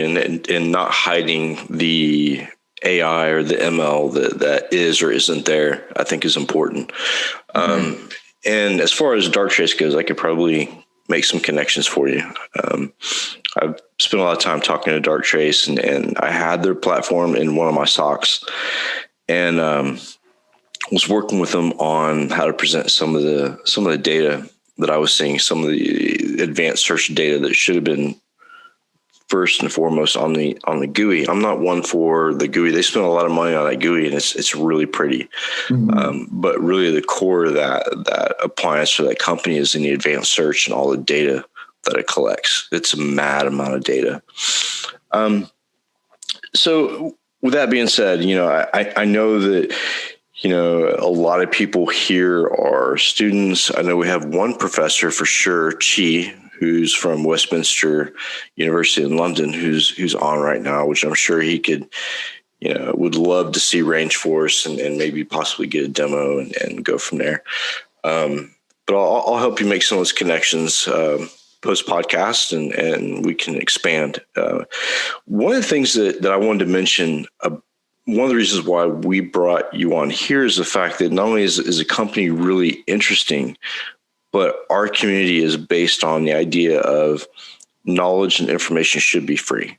Mm-hmm. We don't charge for our podcast. We don't charge for anything that's in our Discord, any of the walkthroughs or exploits that we demo. We don't charge for any of that.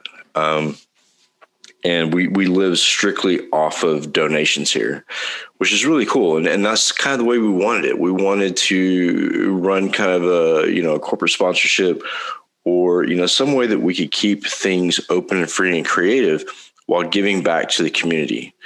And it seemed like the community as a whole, we were missing a big chunk of people when it came to reaching out and making that connection. And that chunk of people were the people who were new to cybersecurity, who may be a little bit timid to reach out, or who may not know enough that they don't feel like they know enough to reach out. So, we try to bring people on here to kind of, say, hey, this is our company. This is my journey. This is how I got here.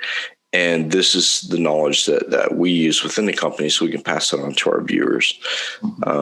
Because I think it's really important. I think what you're doing and educating with Rangeforce is huge. We all know that the U.S. is, we have a really capable, semi-capable cyber force, but we're behind the ball when it comes to other countries. There are some countries out there that they have an entire army of offensive cybersecurity experts who do nothing but break into things all day long, under gunpoint. I mean, that's their job. It's communism. So we're a little bit behind on that. And I think one of the reasons being is because we're such a capitalist-driven country that, we're going to have to, catch up, because usually those communist countries who, form those cyber units way, way before we do, they advance so quickly. And a lot of that has to do with some of the innovation that we come up with in the U.S., and they kind of take that over and run with it. So speaking about cyber ranges and the military war games and stuff like that, where do you think the future is in cybersecurity? I know that your strategic placing of the company near Estonia is epic. I like that idea. For those of you who don't know what happened in Estonia, you should probably read up on it. There's been a lot of nation state attacks in that area. One in particular that shut the lights out in a country was one of the big first, I guess, first well-known infrastructure attack in cyber. So that was a great placement for the company. So where do you see the biggest threats coming from? And tell us a little bit about how you model those threats. Yeah. So I think the first thing is, for us, it's all about talent density. I'm going to steal from the Netflix book, which I think is awesome for anyone who wants to read. Probably the best business book I've ever read. The Netflix book is awesome. But talent density for us. So that is, we have people that not only worked in government, they worked in Fortune 100 SOCs. They have seen these threats firsthand. And so when we're building out an attack scenario for our Battle Fortress range, it's going to mimic that for sure. Right. And that's really important for us. I think in terms of, where we see threats coming, I go back to, I've gotten so many impersonating phishing emails, BEC emails going this week. And I'm like, as someone who started my cyber career in phishing, as you know, that is still the most common vector. Yep. And being able, when you're working in a SOC, being able to respond to that. There's lots of great tools where those messages get forwarded up. You got weaponized PDFs, you got all sorts of SQL injection, all sorts of ways you can, do some real damage when people are clicking on things they're not supposed to. Not to mention, just the BEC concept of wiring money when they're not supposed to. That's a whole different scenario. It just goes back to more internal controls. But the one thing I think about is that these threats they're like still the same. It's like this, a lot of the same vectors with nuances on them. SolarWinds is SDLC, but it's not, but there's still, other pieces of lateral movement in there that it just starts with SDLC. And so, all of these things combined, I think about, hey, if I'm an analyst who's just getting started and I'm the SOC manager of that, over that analyst, I want them to build up muscle memory and to be able to see these vectors in a benign environment, even if there's going to be nuance to them when it really happens. I want them to experience that over and over again. So when the real thing happens, when that alert happens, we're like, all right, now I know what I'm dealing with here. I know how to remediate this appropriately. I think the problem is that we put people in these roles and they're just they just haven't seen it before. And who knows, maybe the person that has seen it before is off that day, right? So why would you not want to have a level baseline and increase in a level baseline where everyone is at a cursory level, and then they can go up in expertise from there. But I think that's really the thing that I'm seeing the most of is you got to bring some operational rigor to training, experiential rigor to training, so we take the subjectivity out of it. And I think that's gonna help us defeat these threats better. For sure. Do you find that being a challenge for businesses to balance like employee training and their day-to-day responsibilities? I say it's an objection that always comes up, but to me, the most thoughtful CISOs in this community realize that they can't just dump a bunch of money onto people and expect them to go sign up for what they want. Now, of course, I say this, there's a double-edged sword there. I think people like to have some autonomy, and you can do both. You can give folks some autonomy to go out and get some training. But at the end of the day, if you're responsible for the cyber readiness of a multinational organization, I think you better have some reporting around where people are, some objective metrics and reporting around where people are. And, for us, this is why I love to, we're going to give away license today. I want everyone on here, if they haven't been in community, get into community, because, whether it's us or someone else, what I think is going to happen in a couple of years is this sort of training will become a regulatory requirement to work in some of these industries. And so why not get some exposure to it now? It's probably going to be easier than, 2 or 3 years from now when you're sitting in that SOC and you have to do it. Yeah. Anyway. It was actually a requirement. So I helped build a SOC in oil and gas, and one of the requirements was personal training. And I didn't care when they did it, but I gave them 25% of their time at work to do personal and professional training. And just to get the job within the SOC, I had them sit behind a bunch of vulnerable machines and run a pen test. Because, in my eyes, this is a way that I entered into the industry. Before the industry even existed, we were doing things and testing devices and hacking. But when the industry actually started, my thought was, okay, offensive is really important to know, because without knowing the offensive part of it, how are you going to know how to defend against it? Right. And some attacks can be smoke screens. So I tried to, anybody I brought into my SOC, I had them test offensively first because I can teach defense all day long. Right. But if you don't know where or who or methodology or tool sets that this is coming from, it makes your defenses pretty ineffective. So some of the latest attacks that we've seen, the Florida water treatment plant, a team viewer, stuff like that. Do you have IoT, maybe ICS and SCADA stuff built into the Battle Fortress? Yeah, our IoT is we have modules that are being released in a couple weeks here all around IoT. We've done some partnerships on ICS and SCADA. I'll give a preview on this because the agreement's been signed. I think this is super cool. This next week, we're adding Simon Hodgkinson, who's the former retired CISO of British Petroleum, to our advisory board. He is a big fan of Rangeforce as well. And I think that just shows, the gravitas, the importance of protecting critical infrastructure. So yes, we're continuing to build out that content. There's a little bit of it there now, but it's going to continue to get more and more robust because we do add those 15 to 20 modules per week, and we'll have about 1,000 modules in the platform by the end of this year. That's awesome.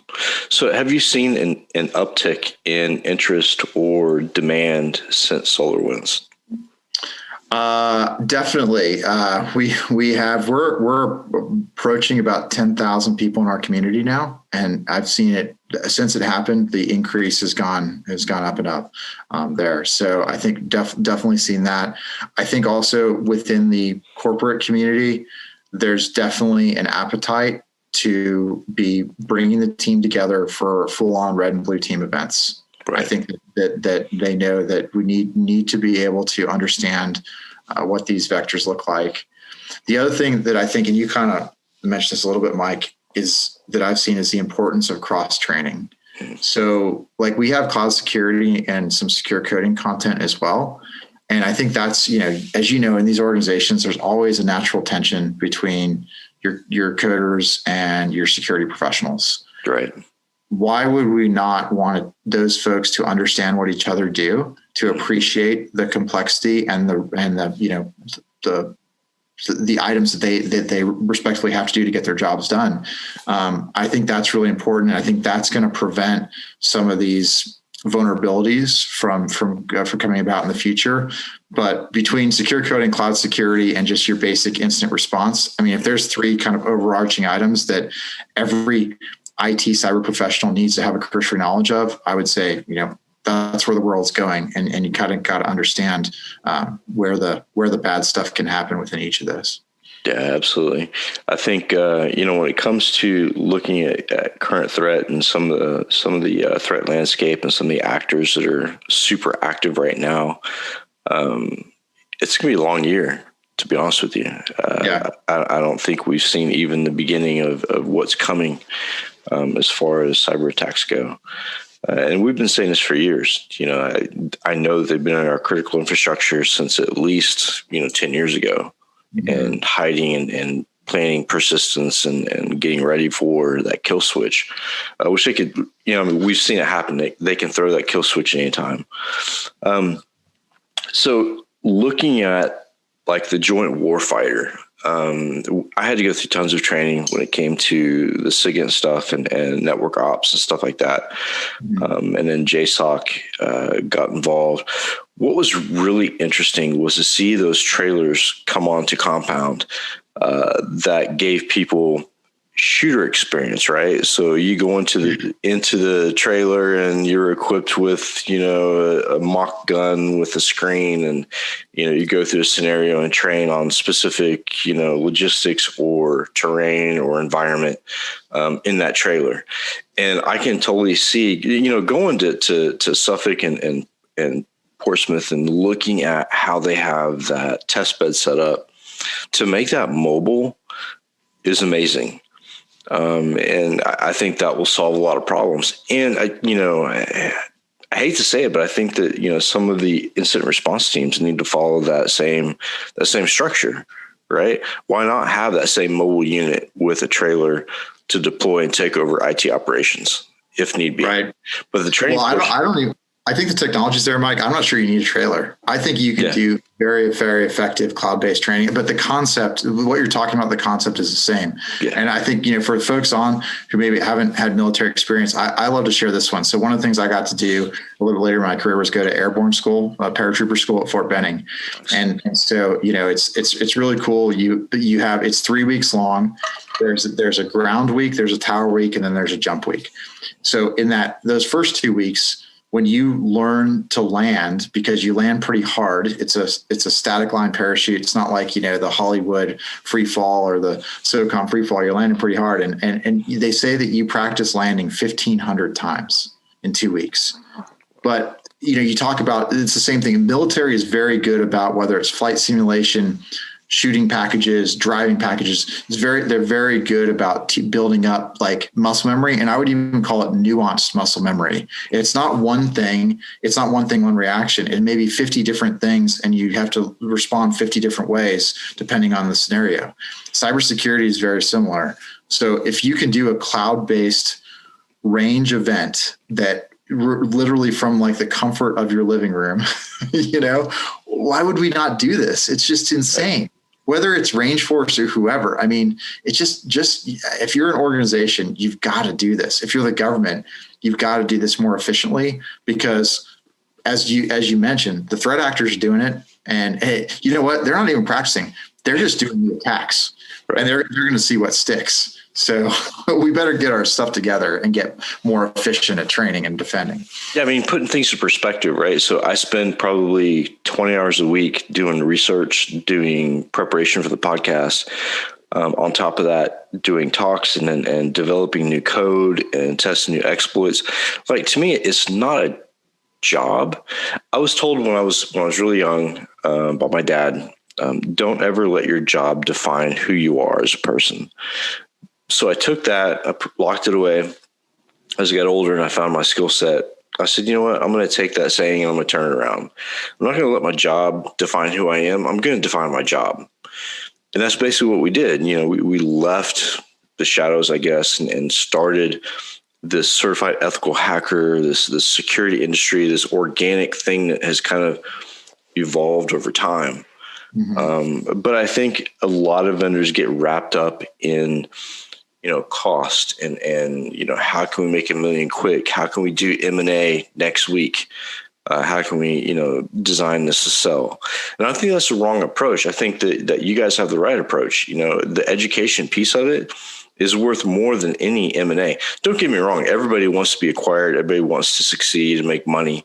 Right. But I think the real key and the real value is not just Rangeforce and the platform. I think it's the mindset behind it to, want to give that knowledge and education away.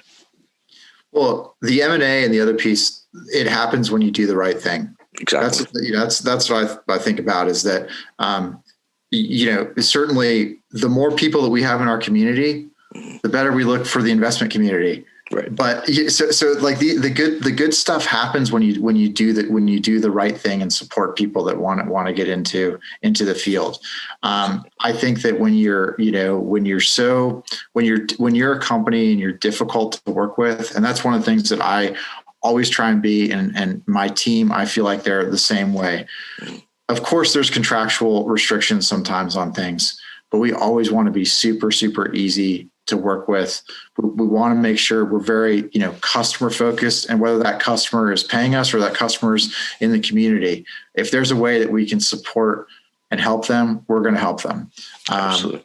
Of course, we have investors that we have to, and shareholders that we work with. But once again, you do the right thing, and good things are going to happen. And I think also, like you kind of alluded to, you have this intrinsic passion for what you do.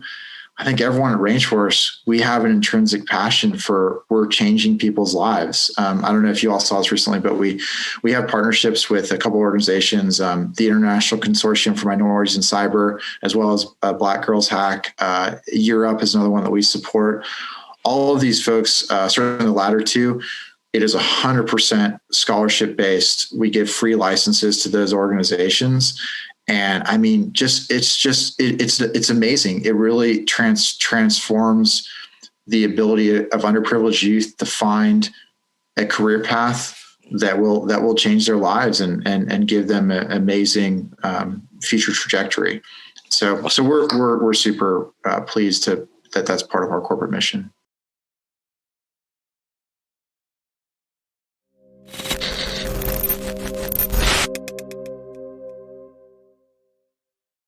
Hiring great DevOps and cyber talent is a huge challenge for technical teams. Cloud transformation is driving demand higher. You've tried doing it yourself. Job boards, LinkedIn, didn't work. Recruiters are an option, but who do you trust and not waste your time and money? Recruit Ops is the new way to source engineering talent. From Media Ops, the people behind DevOps.com, Security Boulevard, Container Journal, and more. We sit right in the middle of the hottest positions in Dev, Sec, and Ops, and the brightest minds in the field. If you're looking for a great position or the talent to fill it, we can help you. Trust us, risk-free. All right. Welcome back again. Next up, we've got our segment, the Something Old segment. We have a conversation by Ravi Lachman from the recent Predict 2021, in which he focuses on simplicity in software development, and maybe 2021 is the year that we actually get back to simplicity. It is a great presentation. Let's give it a listen now.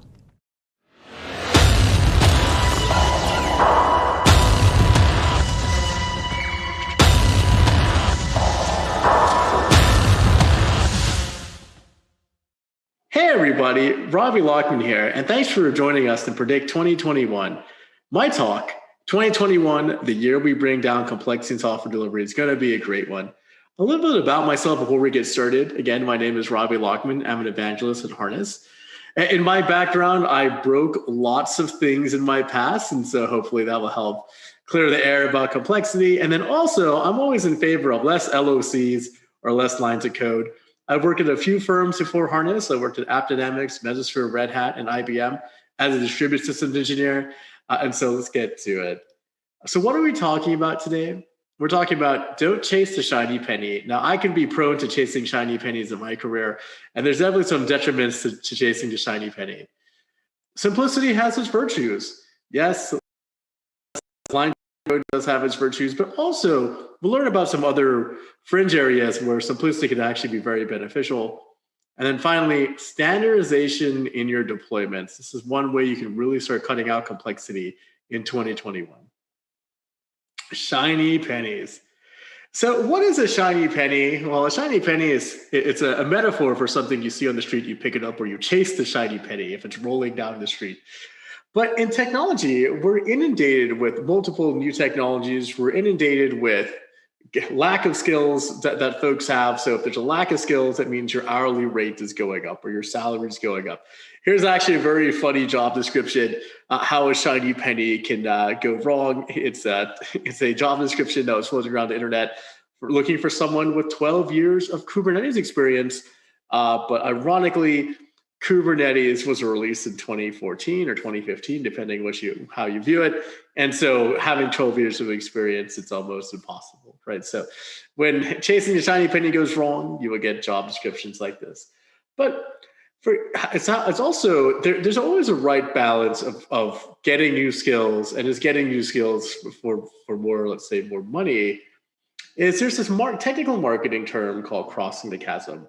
But if you take a look at this particular diagram here, you can actually start blending in what you actually need to do. So blending in, for example, well, the first 2.5% of people here are innovators and early adopters, and then kind of go to early majority, late majority, and then laggards. If you have every single piece of your technology being either an innovator or early adopter phase, you're going to be having a lot of processes that are not tried and true. You're going to have a lot of, let's say, firefighting at the edge. You have a lot of, also you're forging ahead a certain path.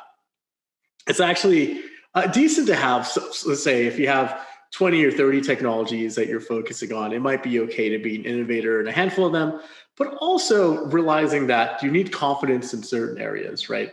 You can't be chasing the penny all the time. So the example I like to give, if you're unfamiliar with this, would be the electric car. I always like to talk about, let's say if you got an electric car, 10 or 15 years ago, you'd be an innovator. And then if you got a Tesla, you'd be an early adopter.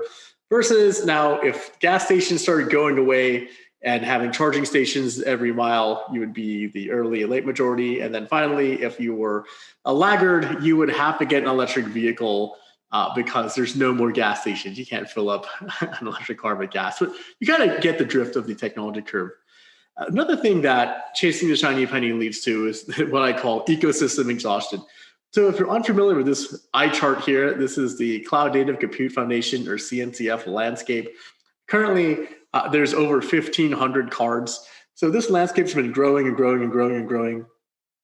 If you tend to look at this particular stack as the only stack you want to use, again, because it's using cloud native technology, it could be on the being a forward-thinking organization or having particular skill sets that are worth more. Dealing with this particular ecosystem or could be very tiring because everything you do, quote unquote, could be either on the bleeding edge, and you just get exhausted with the ecosystem. And here we can start aiming for certain things such as simplicity, right? So the old computer science adage, you're moving complexity around like an abacus, just from point to point. But simplicity does have its virtues, which leads us to simplicity does have its virtues. The one thing that we don't want to be doing is troubleshooting on the bleeding edge. Now, this is taking a page out of the SRE handbook. Kind of imagine that you have a production problem. And let's say that you had, let's say, a technology that you've used to using, let's say MySQL, right? So, okay, there's lots of resources, there's lots of information, there's lots of practices how you would go about troubleshooting a MySQL instance. Versus, let's say we pick up a cloud native database. I'm just going to be picking on something like Cassandra, which is, it's getting more mature, or something like a streaming service like Kafka. Like when you have to troubleshoot something on the bleeding edge, the amount of available resources you have, it's actually less. And so this is very funny here. It's worked fine in dev, but it's operations problems now, or it's DevOps problem, or the SRE team's problem now, that it's actually quite difficult in a firefight situation to be troubleshooting on the bleeding edge because seconds count, minutes count, and you start running into certain problems. And so the problems, this will be the first of two trifectas I showed to you today. But when you're finding something in the bleeding edge, it's like squeezing a balloon or letting out the air on the tire, depending how you look at it. To build confidence in technology, you need three things. This is a very common DevOps moniker. So you need confidence in people, you need confidence in your technology, and confidence in process. So kind of talking about resource availability and people, well, are there people with available skill sets, right? Could be a detriment to a project if you're using everything on the bleeding edge and there's only a handful of people, or vice versa. If they're using a technology that's really antiquated, there's only a handful of people that are able to, let's say, perform services on it or have knowledge, that's a risk. The technology, if it's tried or true, for example, if it's been battle tested, like losing a language like Java that's been around for 20 plus years, it's been battle tested at scale, versus using some of the newer, let's say, more lightweight languages. And also having that process, right? Because knowing how technology is implemented and having confidence in the people and technology builds more mature processes. And so in this confidence trifecta is how you start building confidence in your particular product or products that you're working on. Now, another part would be going back to simplicity. Simplicity is also in the eye of the beholder. So here are some internal customers that you might be dealing with. You might be dealing with a system engineer, you might be dealing with a DevOps engineer, you might be dealing with a developer, and you might be dealing with a release engineer. And if you ask these particular, let's say, individuals questions, or particular teams or organizations that they represent, you might get different answers for the same questions, right? So for example, as a software engineer, my closest to my background is a developer.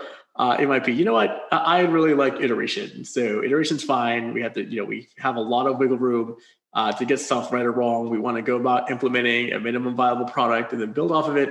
Versus if you talk to a system engineer, or let's say a more traditional system engineer, less and less these practices are there, but they might say, we only do in production and we have to get it right. And we have to have the scale ready for you. There's this particular notion of kind of build it and they would come, where having an MVP might not be there. And then again, did the DevOps engineer take, or even the missing, I could have this wanted poster, whatever happened to the release engineers out there, which and part of it is reducing software complexity, right? There might not need to be a very specific person to be handling the releases, which we'll talking about a little bit later.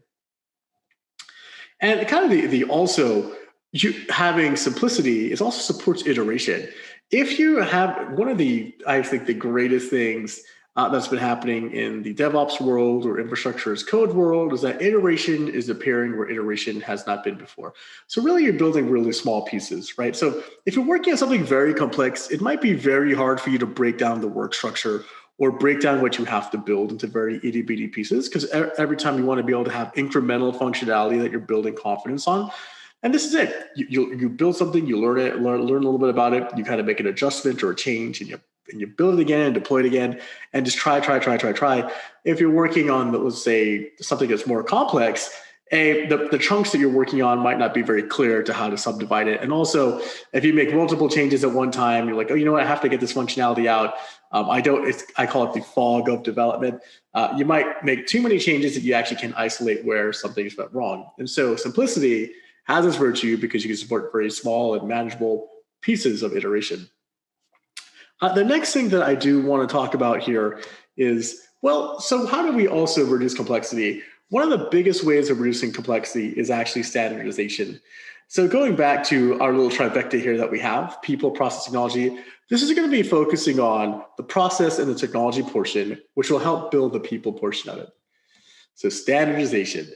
So how do we actually get to non-standard deployments, or what's been happening in the marketplace? So in my background, this is how I started in the late 2000s, 2008, 2009 timeframe. I came out of university and I was a Java developer or J2E developer. My deployments were actually, I didn't deploy anything. What I would do, I would build a particular Java archive, a WAR, which might have Java, some JMS for the event or messaging portion of the application. And I would deploy to 1 or 3 target platforms. IBM WebSphere, WebLogic, or JBoss. Most of the time at the beginning, I used to work for IBM, so it was WebSphere. And that would be it, right? I custom made a particular deployable, and if I put it in my local WebSphere instance and it worked, I'll hand it off to a middleware engineer who would hand it off to a release engineer who would get that done. So there's external parties, let's say privy to being an engineer that's responsible for that work. Now, let's talk about the 2020s, right? So let's talk about today, 2021, who we are here and predict 2021. First of all, the amount, so same person, right? Same software engineers. There's been a big push for self-service, right? So you might hear this word, yes, we need to do self-service. We do let the developers go to prod, or this notion of being a full lifecycle developer. If you write it, you run it. Who knows best how to run it than the person who wrote it? But there's a couple of things going on here. There are exponentially more packages that you're dealing with. Not only, if, for example, I'm highlighting the Java portion for my particular role, so I'm not just know Java, but now we have more packages, and we have things like Kafka and Angular and React, JavaScript frameworks to deal with. There's a whole ecosystem going to the left to right of open source you have to deal with. And then also I have to figure out how to automate the build, automate the infrastructure, pick the packaging, configure the container orchestrator, come up with a tracing and logging mechanism, and then deploy it to a public cloud, which there's just a lot. And each one of these particular routes that you go through is an area that it's unique, right? So this is how the Snowflake has been built. Like software is a combination of months of teamwork, lots of decisions before your time and decisions after your time. So when you actually go and try to deploy something for the first time, imagine that you're dealing with this particular stack, and just keep this in the back of your mind when we look at the valley of despair. Now, you might be an expert in one area, J2E, and I can build a Java application fine. But when you actually try to go about and go and deploy, you might enter the valley of despair. You might be like, oh my goodness, I have to navigate all of those particular packages. Like I've never used Jenkins before, or I've never used CloudFormation or FluentD or StatsD before. Might be a little bit of shock. Then you might be like, you know what? Okay, I can get this done. And then you start getting frustrated, like why is this not working? And then here you come in the valley of despair. You reach your low point, and then you start to experiment. You're like, okay, I got it working. Let me make a decision, and finally you're able to integrate that with in the broader scope of things. And this is actually a very organizational behavior concept. It's not unique to technology. It's just, if you've been in the tech world, I'm sure when you're implementing or using technology for the first time, or even 100 times sometimes, if something unexpected happens, you can enter the valley of despair. But how do we go about removing the valley of despair, removing complexity in our software delivery? The second trifecta, as promised, as I talked about, is the complexity removal trifecta. I'm a big fan of trifectas. So there's three things that you can actually do to remove complexity. And so we talk in terms of software delivery. So one thing would be convention. Convention's been big in other pieces. We could dig into that a little bit. But if convention's like, hey, expected results, or my peers do this, this is what industry convention expects. And also conformance. How do you actually check what, let's say, changing roles here? Let's say now I'm more of a DevOps engineer. Our developers expect convention. As a DevOps engineer, I expect conformance to our software delivery pipeline. And then also helping out with templating, right? We can actually get to convention and conformance by templating. So what is pipeline conformance? So the adage that you can't improve what you can't measure is true, right? So conformance means that it's in accordance with a certain set of specifications.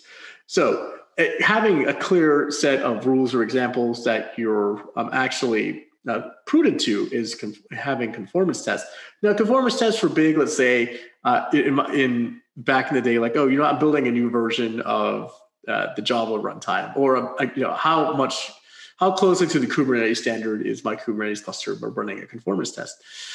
But with pipeline conformance, if you're actually measuring how successful a pipeline is, a good thing is if you have conformance tests, it might be like, you know what, as a engineer, Mr. or Mrs. Engineer, you're subject to X number of tests. You're subject to an open source scan. You're subject to, let's say, a battery of regression tests that you have to do in certain format. And by having that conformance there, it's like an upfront contract what you have to pass. So for delivery, the next part would be convention. Now, the convention can come in many different forms. The example I always like to give is like Maven, or some sort of build convention. For example, if you're prudent to the Java world, building, let's say, every time I need to have a configuration that's in the web folder, if I have any external libraries, it's the library folder, and Maven just understands that and builds what you need. But for delivery convention, there's lots of things that we do expect, right? So just enforcing the standard like compliant or conformance. And here is semantic versioning. Well, actually, semantic version is a convention, right? So there's convention behind what's the meaning of major, what's the meaning of minor, what's the meaning of patch. Even if you have an operational release label, like what's the meaning of that? And so by having particular convention, they're generally accepted standards that you do have, right? So this semantic versioning is a generally accepted standard. And so, but you could start molding that into your delivery convention. So what are some delivery conventions out there? Well, one convention might be if you try to deploy something and it fails, well, you should roll back. That would be convention, right? Like you would expect as an end user that if you tried something and it failed, you should be able to roll back. It shouldn't be able to cause an invalid state or a mal state in the application or platform or even the orchestrator that you're using. This is particular convention. So for software delivery, a convention's on the rise, right? So I call this the convention roundup that we have here. So a convention could be in many forms. For example, when removing complexity from your software delivery or software delivery pipeline, have a convention around the judgment call, right? That's the roll back, roll forward type of decision. Is it good to go? There's convention about what makes sense if it's right or wrong. And this boils down into the approval and denials also, or the pass or the fails, is that, well, if something causes something to fail, that's clearly a denial, or if you don't meet a set of conformance or compliance, should be a fail also, or vice versa. If you are meeting those conformances and compliances, if you are meeting minimum quality standards, you should approve that. Also, there's convention on something like a canary release, right? So canaries happen if you're unfamiliar with what a canary release is, really quickly, it's like a canary in a coal mine metaphor. So you release, let's say you have two versions. Version 1 is stable. Version 1.1 is a canary, the new version. You would send the canary along ever so slightly and traffic shift. So maybe the first canary is 5% of the traffic and then 95% stable. And the second canary might be 50%, 50-50 canary stable. Then the last one might be 100% canary, 0% stable. You've replaced the version, but there is convention around that, right? You expect there to be the judgment call, approval, and passes going forward. Same thing with configuration secrets, right? There should be available in a generally accepted pattern. When you need to call something, there should be convention on how you call a secret in your pipeline or in your application. And also there's the packaging, there's convention, right? So like if you're expecting a Docker image, there's convention around Docker Compose or how to build a Docker image. All these particular pieces of convention are starting to be there. So when you were piecing together the Snowflake deployments, I'm just having a standard and having convention around this is where industry is headed, and a big way removing complexity. Kind of coming towards some of the last little bits here of the advice would be the many phases of a template. So we talked about convention, we talked about conformance and the trifecta, and now we're going to talk about templating. Now, templating really helps, let's say, external parties understand what they're subject to, and also helping external parties understand, hey, how do we get started, right? Like a big way of enforcing convention and conformance is handing somebody a template. And so starting to template deployments and saying, you know what, as more convention gets into the template, would actually make the template more successful. And also, you want to make sure that you template to meet your users, right? So there is this concept of, now in the DevOps engineer persona here, is that, you know what, you have customers too. You have internal customers, and you really want to template where users are. This might be, you know what, our software engineering teams or other DevOps teams or system engineering teams. They're getting used to SCM software or a source code management solution like Get. And so you can store the configuration to Get. You might be using a descriptive or declarative language like YAML. And then also you might be also using something to even document it like Confluence here, right? So template to meet your users, what's easier accessible for them? Looking at a Confluence page, storing something in SCM, you know, having declarative infrastructure that uses YAML, all of the above, none of the above, meet your users where they are. And kind of another piece of advice that I like to also tell people that there's this difference between a project and a product. And so this is from Accenture, how they define a project versus a product. But a big way of removing complexity is having a product mindset versus a project mindset. When you have a project mindset, it's basically, you know what, when I get something done, it's done, right? So there's no room for iteration. You're basically holding on. Your metrics of getting something done is getting it right. But ideas change over time. Your technology changes over time. Conventions change over time, right? And so having this idea that your software delivery should be a product, so it's an ongoing evolution, you're here to deliver value, and also learn and improve, that's a big way, right? And also instead of treating people like resources or team members. And so having that team mindset, having that product mindset, it's fairly excellent in removing complexity, because if you're invested in it, complexity will be reduced. Kind of the last thing to want to point out here is what we're seeing in the marketplace is starting to introduce the concept of AI ops or AI ML ops. So artificial intelligence, machine learning, really helping certain things. So as an engineer in distributed systems, one of the things that I used to suffer from was log or trace overload, that I couldn't really aggregate or see everything that was coming. The more instances you have, the larger the footprint of your application, and the larger the footprint and the velocity of data that you have coming in.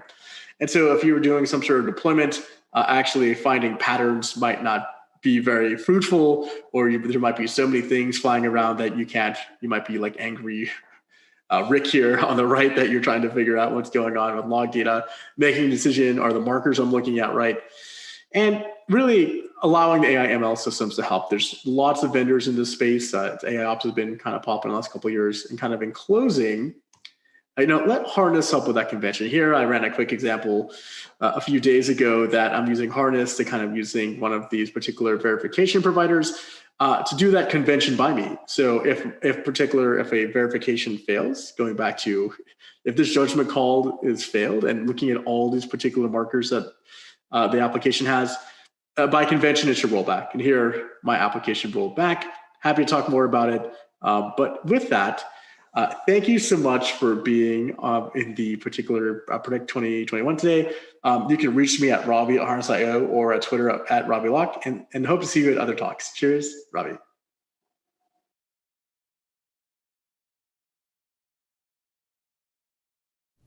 Hey everybody, happy Monday. This is Charlene O'Hanlon, and I'm here now with the headlines for you. First up on DevOps.com, we have the next article in a series on languages and DevOps. So far, Don McVitie has looked at the embedded space and web development. In this article, he looks at the traditional side of development, those applications that are targeted at a single system to do a specific job. They are still pervasive, even though they are overshadowed by full-stack development, API first, and all the like. Don looks at some of the considerations around development languages for those apps that are not primarily web-based and target a specific OS or hardware platform. Things such as integration, portability, and future-proofing. As much as we talk about DevOps and other newer methodologies and practices, every once in a while it's good to take a step back and reassess the fundamentals. As always, Don does a great job. Next up is an article that helps organizations determine whether they need multi-cloud and how to succeed if they do. There are many good reasons for running in multiple clouds, and there are some instances when multi-cloud environments are unavoidable due to organizational history or legal reasons. That said, multi-cloud environments add complexity, increase operational overhead, and can be expensive. This article takes a look at some common situations when organizations can get value out of multi-cloud, as well as strategies for success. Ultimately, organizations need to weigh the costs and benefits of using multi-cloud to determine whether it's worth it to them. In news, ServiceNow has made available an update to its Now platform that adds a set of low-code application development tools. The Quebec update includes creator workflows, which leverages existing App Engine and Integration Hub capabilities in the platform to enable faster building of custom applications using the App Engine Studio visual development tool. A set of templates that provide a set of pre-built workflows is also included, as are artificial intelligence capabilities in the form of the ITOM Predictive AI Ops, which surfaces potential issues before they become a major issue. ServiceNow wants to enable organizations to build applications on the same platform they already use to manage IT. The addition of the low-code tool will make it easier for IT teams to create applications that address use cases unique to their organization. All right, over on Container Journal, Bruce Gain has a conversation with former Rancher CEO Sheng Liang, who is now the president of engineering and innovation at SUSE, which purchased Rancher last year. Liang offers some insight into what SUSE has on its roadmap now that the Rancher technology has been integrated into the SUSE ecosystem.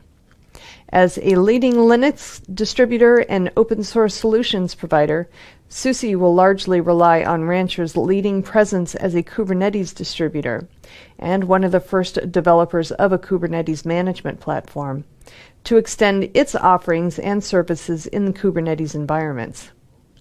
According to a recent survey of 1,250 IT professionals sponsored by SUSE competitor Red Hat, most companies represented in the survey think open source is necessary for digital transformations. It's clear open source is the future, and as more organizations embrace Kubernetes, SUSE is positioning itself to be a leader in the computing infrastructure and computing platform space. And in news, the maintainers of the open source Linkered Service Mesh project released the 2.10 platform that makes it simpler to extend the platform. Linkered provides a lighter weight alternative to rival service mesh offerings such as Istio for managing APIs in a Kubernetes environment. This latest release of Linkered now weighs in at just under 200 megabytes per startup, down from about 500 megabits in the previous release. It is designed to support extensions to the platform that an IT team can create and deploy as they see fit. That approach ultimately allows each team to decide how large they want their service mesh to become. As part of that effort, some capabilities in the previous release of Linkered are now available as extensions that IT teams can deploy optionally. There are a number of other features in the latest version, all of which are designed to make it easier to deploy. And the easier a service mesh is to deploy, the more likely it is a development team will employ one to manage their application connectivity. Today, most IT teams are employing either proxy software, an API gateway, or an ingress controller to manage APIs. A service mesh provides a higher level of abstraction for managing hundreds of APIs. All right, over on Security Boulevard, our legal guru, Mark Rash, looks at a recent decision by the U.S. Court of Appeals that law enforcement officials could seize and search in intimate detail and without a warrant the electronic devices of any individual who crosses an international border. The court ruled they can search such devices, at least initially, without any suspicion at all. This goes against the grain of what's considered to be the norm of search and seizures, that searches without probable cause and a warrant are unreasonable. And searches of electronic devices, which contain massive amounts of intimate personal information, must be narrowly tailored to achieve a lawful government objective. But the law has long recognized that customs and border agents have greater rights to perform warrantless searches of individuals at the border due to their legal obligations to prevent contraband from entering the country. The court looked at whether searches of electronic devices are, in any meaningful way, different from searches of cars, luggage, or people. It's a fascinating discussion about search, seizure, and the law. And we have an article on why SaaS security is so hard. A company's SaaS security posture is fast becoming a more common vector for bad actors and infiltration. The SaaS market is growing at 30% per year, and Deloitte and others have predicted that post-COVID-19, the SaaS model will be even more widespread. It is safe to say that SaaS configuration weaknesses will be a major exploitation target. This article offers up a rundown of the main issues security teams face that make SaaS security complex, laborious, and just plain difficult, and discusses SaaS security posture management as a solution that can help streamline and improve a security team's efficiency, reducing their workload and stress while increasing protection for the company against any potential exposure or breach. All right, that's it for today's headlines. Check back with me tomorrow and I'll have a fresh new batch for you. Until then, have a great day and please stay safe.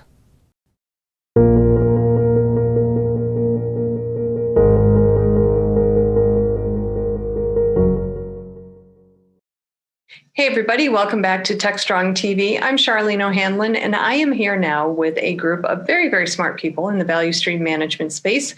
They are part of the DevOps.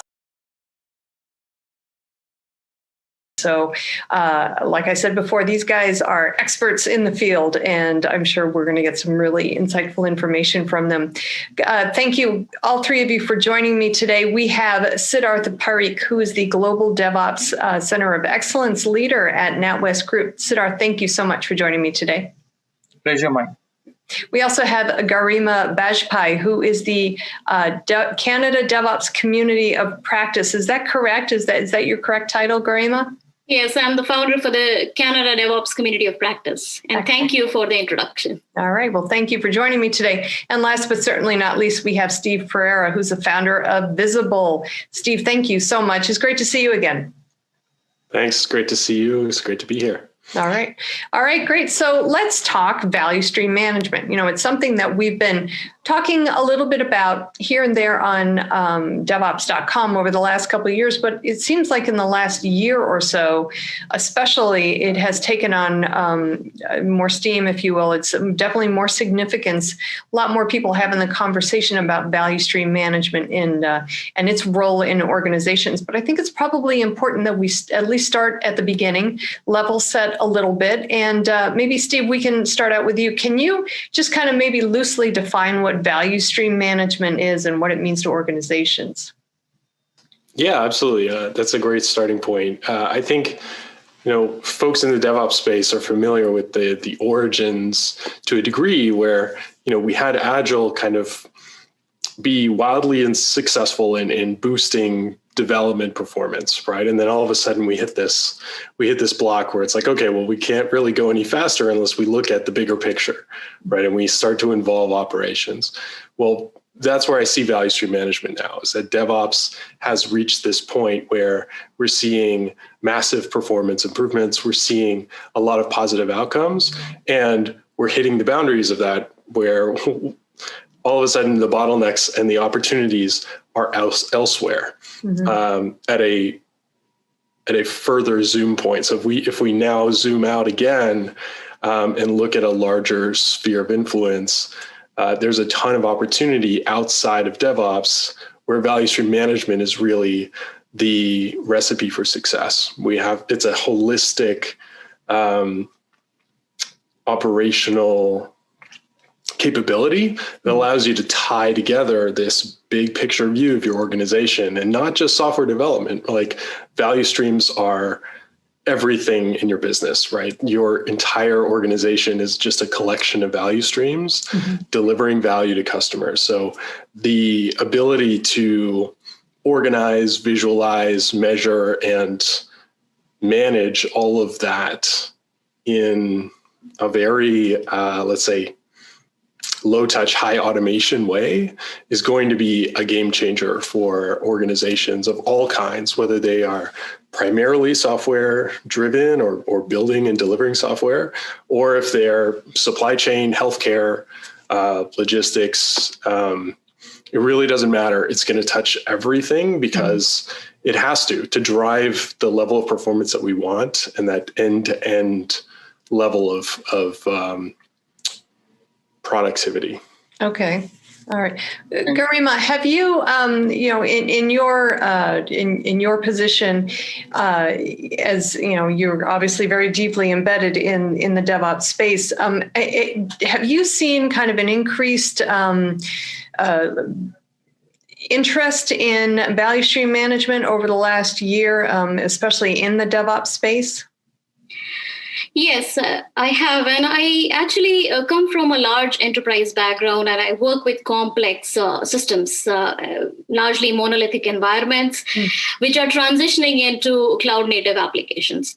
Now, when we talk about these large enterprises, value stream mapping to me, it has been a tool in the toolbox of value measurement. So I would actually reflect from the standpoint where Steve had left. So value stream mapping to me is as much as art as it is science. So what Steve was mentioning, the scientific aspects of value stream management, which is basically leading to more productive, cost-efficient organizations where we can bring speed and scale. But it has also an element of creativity where we bring the discovery part of the value, right?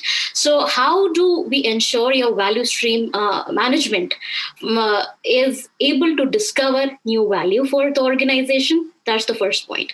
The second point is visualization of that value is also important. So how your value stream management is able to map all the complex value streams which you have in an enterprise and bring it together to visualize that value in one way.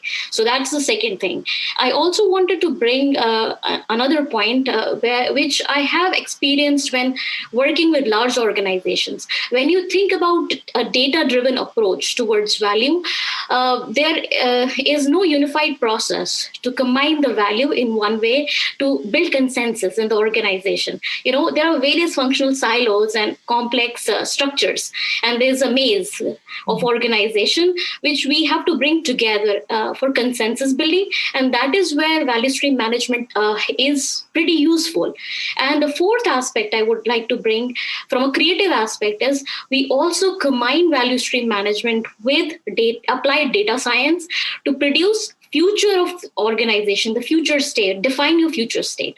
So these are the four elements I would like to bring into the conversation, probably changing a conversation a bit as well. So let's see how it goes. All right, great.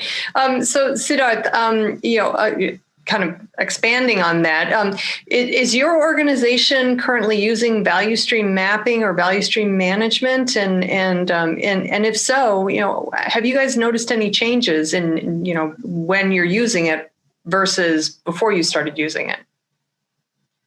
I'll put this way, we are the starting phase of the journey of adoption of this value stream mapping concept.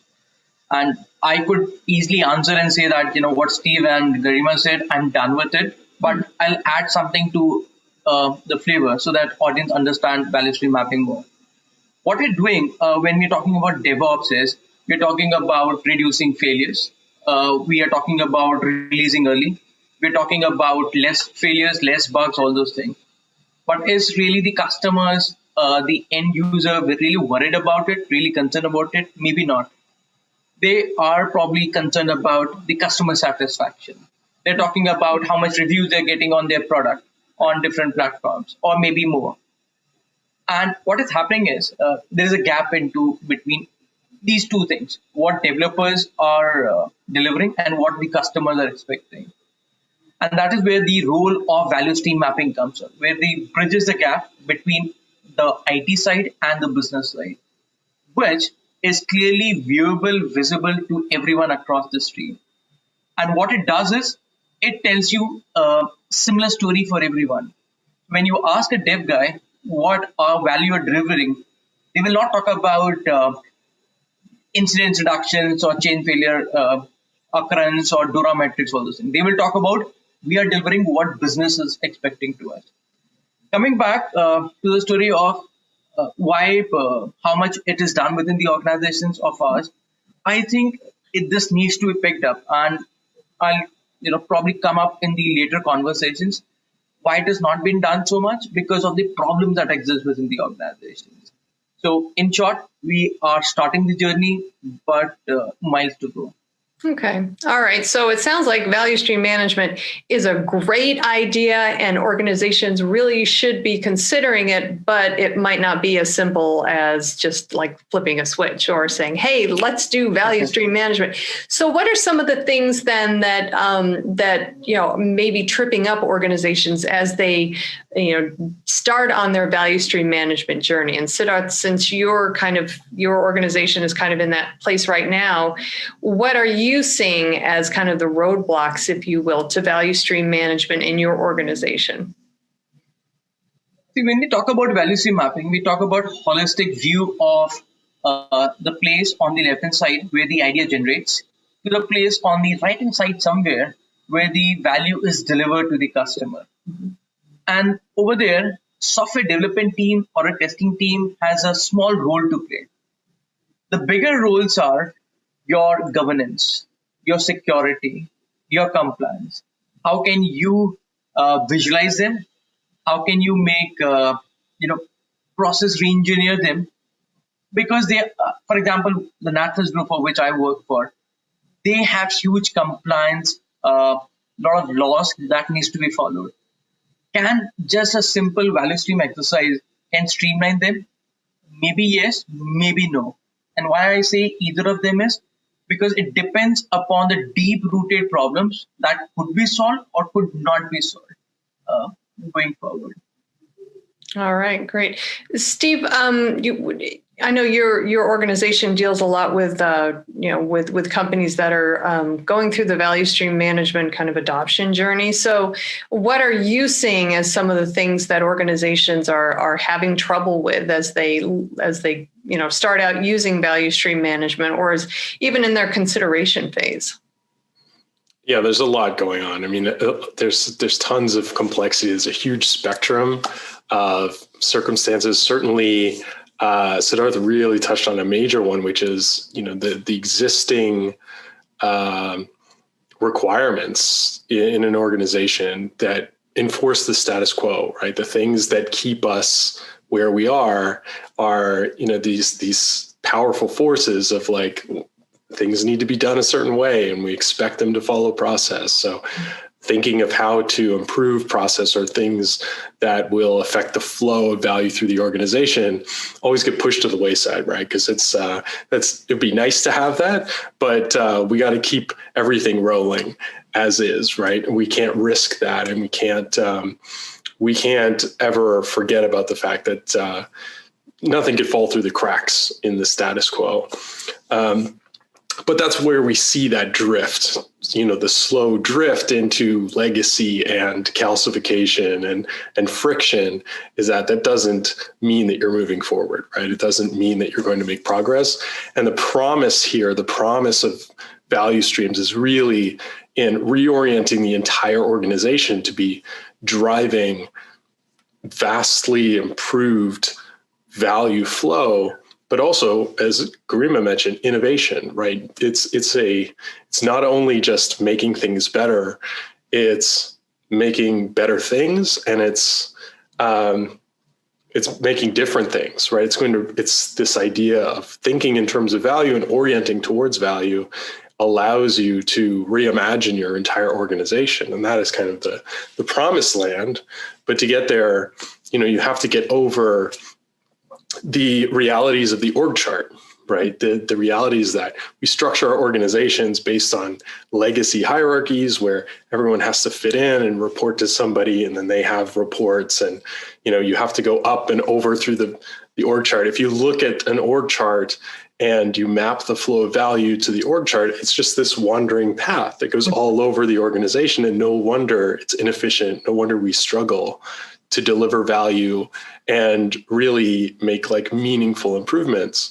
So I think doing away, or I would say demoting the org chart in terms of importance and focusing more on the streams and the interactions between the streams, starting to see those streams, and then aligning our teams and aligning our activities and our operations to those streams is no easy feat, but we can start really easily by just seeing it, right? Just seeing what's going on, just observing the current state. That lays the groundwork. So I would say that, there can be a lot of defensive reactions to the idea that the org chart is not that important to customers, to value delivery. That could threaten people who are really invested in that hierarchy and their position in it. But ultimately, that it does bring everybody together in a much more meaningful way to think in terms of streams. The other challenge, I think, is that when we think about surfacing gaps and surfacing issues, a lot of cultures means that people get pointed at, right? And there's scapegoating, and there's individuals who are responsible for those challenges. And we know that that's not true, but the cultures that are in legacy trouble, are in these calcified states and not succeeding with transformation efforts, it's often because, that's the mindset. The mindset is we need to find the person accountable and force them to tackle the problem. It's not our problem, it's their problem. Right. Because I have my problems and someone's trying to, scapegoat me for something. So it's only fair. It's going around, right? And the level of visibility and the metrics and the measurements that you can get from value stream management can be used or abused, right? You can use those measurements to draw all kinds of conclusions, and in the wrong culture, it can be weaponized. That's not to say that there's not a ton of value and a ton of promise there. It's just, if it's misapplied or it's done in a way that's more kind of Tayloristic or legacy founded, you're potentially doing harm by surfacing all of this reality that people tend to ignore and just go about their business. Well, yeah. You bring up some good points, and I, obviously, it doesn't sound like value stream management adopting it is a walk in the park. But there's, there are clear benefits. Otherwise, organizations really wouldn't be considering it. I'm wondering, if you could maybe kind of choose one or two things that maybe organizations need to do to derive the value from value stream management. Garima, I'd like to start with you. What are some of the things that, as I said, organizations really need to do to kind of derive that value from value stream management? Considering all the things that Steve just said, it sounds like there's really an uphill battle for a lot of organizations. Right. And I think we will start from what Siddharth as well as Steve has mentioned, that coming from a large enterprise background, I see that there's a lot of valueless complexity in large organizations, and which quickly leads us to job security. So there's a lot of organizations which are struggling with this problem. Now, to decompose or disable this problem, I think what we will necessarily have to do is, first of all, nobody wants to do a useless job. We need to ensure that we have inculcated behavioral aspects into value stream mapping. And, looking from a bird's eye view perspective, there are three things which we need to necessarily do. The first and foremost thing is that empowering people and building an accountability where you can actually visualize that, in your value stream map, everybody is accountable for a value. Nobody wants to do a useless job, right? The second part of this whole problem is making the value stream mapping as efficient as there is a loop. That is basically you're incrementally building the value. You're not trying to kind of big bang this approach of, doing a value stream mapping and engaging everybody to kind of, ensure that we decompose this complexity in the organization. And the third aspect, and which is really very important, is that first set the strategy. Whenever you are trying to do a value stream management, what is the objective? There can be 4 objectives. Cost, you might need to ensure speed. You might need scalability in the organization, or you want to introduce new value into the value stream. So there are 4 possibilities. So what are your key objectives? Just define that strategy before you prioritize or you do any kind of decomposition of the value stream from a value stream management perspective. All right. Siddharth or Steve, do you have anything that you'd like to add on to that? Yep. One thing is, and the organizations started very wrongly, is to confuse value stream mapping with the process mapping. They think both are something a similar exercise. However, people need to understand process mapping talks about a very micro view of what things are happening, whereas value stream mapping talks about the macro view. And why it is important to know is if you go into the process mapping state, you may optimize one component of your whole flow, which is good for that component. But if you look holistically, it may create chaos for other components as well. So let's suppose you have streamlined a process of delivering certain products at a faster rate. You've improved that process. But what you've done is maybe for other components, you have created a long stack of inventory to clear it out. Mm-hmm. And that is where this value stream mapping would come across, because you're going one level above the thought process or from micro to macro. So that is one goof up that people make it happen. The second thing that make it happen is people go with jumping on the value stream mapping exercise or sessions they need to have. The first and primary thing is they need to get the buy-ins of those stakeholders, because after the exercise, the scenario, the output would be very scary for people to accept and to action upon. So they should have a good acceptance that yes, we agree to what happens after these sessions. 2 things. I think that's it from my side. Okay. Steve, any thoughts? Yeah, I think that one thing that I want to clarify for the audience is that we're talking a lot. I mean, this session's about value stream management, and we keep talking about value stream mapping, and it speaks to the starting point. It speaks to how you actually start to make traction with this and get going. Right. Is understanding the big picture, and it starts with mapping. And for me, it starts with mapping outcomes to obstacles and key objectives in the organization. So starting with clarity, and we're talking about the difficulty involved here and how complex this is.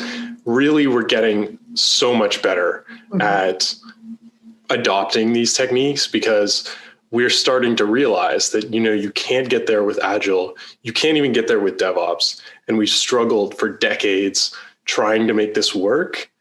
The value stream thinking approach, the holistic approach, the fact that this is the entire organization and its entire ecosystems that are involved in this, the flow of value is larger than we imagined initially, right? It's not software development. It's not even development and operations, right? It affects everything in the organization. But that perspective puts you decades ahead of where we were stuck in the mud. And so just adopting that way of thinking and stepping back and saying, okay, well, what's really going on here? What are we dealing with in the current state? That's going to put you in this really strong position to adopt things like value stream management. But value stream management to me is the act of managing the value stream. It's not software. There are tools that are available to do that job, and we're in early days of that. But management is the act of managing value, right? It's visualizing, it's tracking the flow, it's understanding the flow of value through the organization. So that really, to me, starts with mapping and this like baseline view. And I'll echo everything that the other folks said, like bringing in the right perspectives from the top to the bottom is really going to make that happen. And it's really, the first opportunity where we've had that invitation in a very accommodating way, right? I mean, this is truly inclusive. There's something in this for the business. There's something in this for customers. There's something in this for technical folks. And everybody gets some value out of it. Everybody gets tons of value out of it. But it's not just, you need to look at DevOps because otherwise, this tech thing is going to get out of control. There's messaging and there's value in it for the business, and there's something in it for the customers. And that's unique. And that is a perspective that we've never had before, but is starting to come to reality. All right. Well, definitely, as I said before, we've been having the conversations on DevOps.com about value stream management and value stream mapping. And I firmly believe that at the very least, over the next year, we're going to be hearing a lot more about value stream management. So Steve, Garima, Siddharth, thank you, all three of you, for bringing your expertise to today's DevOps Ambassadors Insights panel on value stream management. It is, I appreciate it very, very much. I do value your expertise. So thank you all for joining me today. I really do appreciate it. Thanks for having us. Great to see you all. All right. Thank you. Bye. Bye for now. All right, everybody, please stick around. We've got lots more TechStrong TV coming up, so stay tuned.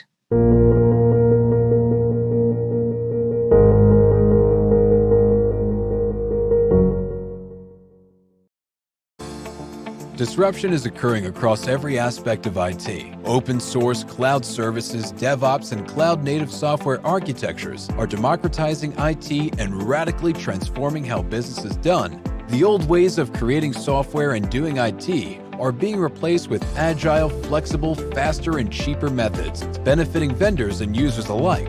Accelerated Strategies Group is out to democratize access of industry expertise and knowledge. We use our expertise and experience to offer insightful, intelligent, useful information in a variety of formats relevant to the IT community: digital events, videos, reports, assessments, workshops, and implementation projects with tech vendors, IT organizations, and business leaders. We widely and openly share our work products, often for free. Analyst reports these days aren't worth more than a graph or chart that tells a story or illustrates a market trend.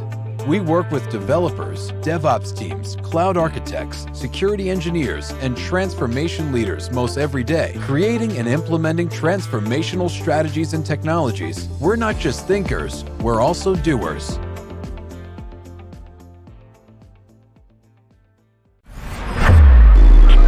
This is Digital Anarchist.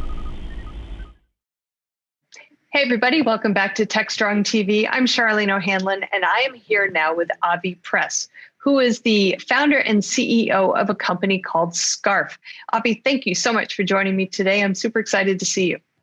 Hi, great to be here. Thanks for having me. All right, great. So tell me a little bit about Scarf. I'm very, very fascinated by this company. Yeah, so Scarf is a new company that aims to help open source developers and open source projects distribute their software in such a way that they can understand how the software is being used, connect with their users, especially their commercial users, and just deliver the best software they can. It's a company that I started really out of pain points, maintaining my own open source projects and having my own users who were using it in a commercial setting or academic or wherever, but not having really good insight and observability into that at all, and being forced to be very reactive to issues as they came up, but never really being able to get ahead of them, and never being able to really support the commercial users in that in as best as I could. So Scarf is really an effort to help make open source the distribution more sustainable for the developers and have the users be better supported as well. All right. Well, it's a really interesting topic idea and a company idea as well, because there's so many organizations that really rely on open source software and open source code to develop their applications, and especially over the last year or so, a lot of organizations, I would say the majority of organizations, have undergone what that dreaded term of digital transformation, and have relied a lot on open source to make that happen. So this is, I imagine, within the open source community, very well received by the developers in general. But what have you guys seen as far as a reaction from the industry regarding your company?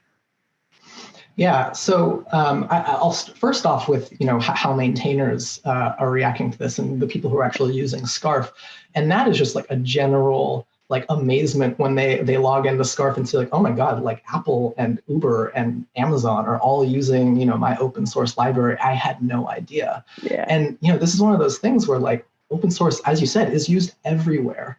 But the people who are actually building these components don't really have a good sense of that, because the way that we distribute open source to each other is basically a black box to those maintainers. And so, yeah, from the user side, I think that the reaction is generally oh my God, I can't believe I didn't know this until now. And in some kind of way, they're the genie's out of the bottle there. Right. It's just something that is really kind of delighting the customers in that way. And then I think the other thing to note is just that we're really trying to, as a company, normalize this practice, because up until now, for historical reasons, telemetry in the distribution of open source has not been a practice thus far. And as open source is more heavily relied on in just every critical part of our lives, that's becoming more and more of an issue. And so I think one thing that we see is definite hesitation around analytics and open source. I didn't really that's not something that we're used to. But I think that when people go really deep on that topic and see actually why that is so important, you would, if you were working at a regular company pushing out code to an app or a website or whatever, you would never push code out without understanding how it was being used and being able to spot errors and stuff. That would be a reckless thing to do, right? But we do that in open source every day, and that's kind of that's the way that it's done. And so really, I think there's going to be, kind of that light bulb moment for a lot of people that actually, open source should probably have some observability that comes with it as well. So maintainers can actually proactively fix things, and the company, everyone's going to be better supported as a result, whether you're using it at a company or personally or otherwise. So I know one of the core ideas behind Scarf is a way to kind of help open source developers, financially support their work. So I want to understand this a little bit more, because I kind of think of open source as kind of the hippies of application development. It's free love, free code, free, everything is open and everything is free. But Scarf is kind of looking to put a dollar sign or price tag attached to the open source code. Am I getting this right, or is this is there some other kind of something happening behind the scenes that I'm not familiar with or aware of. Right. Yeah. So it's not that we're trying to like put a price tag on open source software. Like we don't, we love open source and we would never want to like sacrifice all the great things that, that all the advantages of sharing code freely. Really what our goal is to help open source, the creators of open source actually connect with their users and understand who their users are. And when those users are companies, we want to basically help the developers better support their commercial users. So if commercial users are better supported with their open source dependencies, like that's definitely something that's valuable to them, and we can help the developers accomplish that. So whether you want to set up, say support agreements with a business that's using your software, whether you want to, have like licensing agreements or build custom features or whatever it might be, the developers are often happy to provide those services to these businesses, but they just don't know that those companies are relying on it in that way usually. Right. Often you just hear, the loudest voices of people complaining on GitHub or whatever it is, but there's so much that gets missed. And so really the model here is, let's help connect projects to the companies that are relying on them.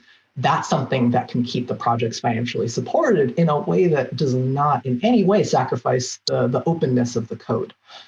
Just by having that foundation of observability and just kind of making, the kind of like the path, the easiest, the green path of using a piece of software, one where you're contributing back to that project just by using it and having and keeping the maintainers in the loop about what's going on.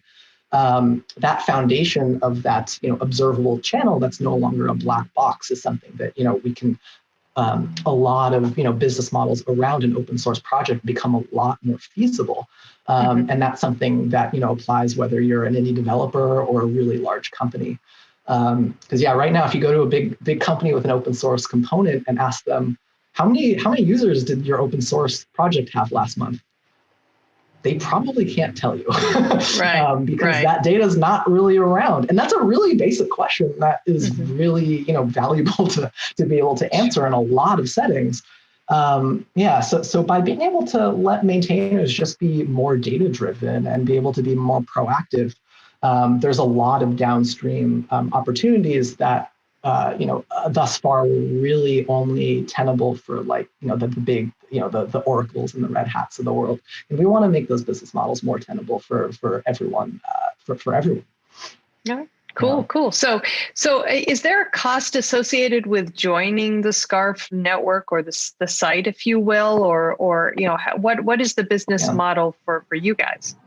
Yeah, so all the tools that Scarf offers today, including the Scarf Gateway that we are launching this week publicly, are all free to use.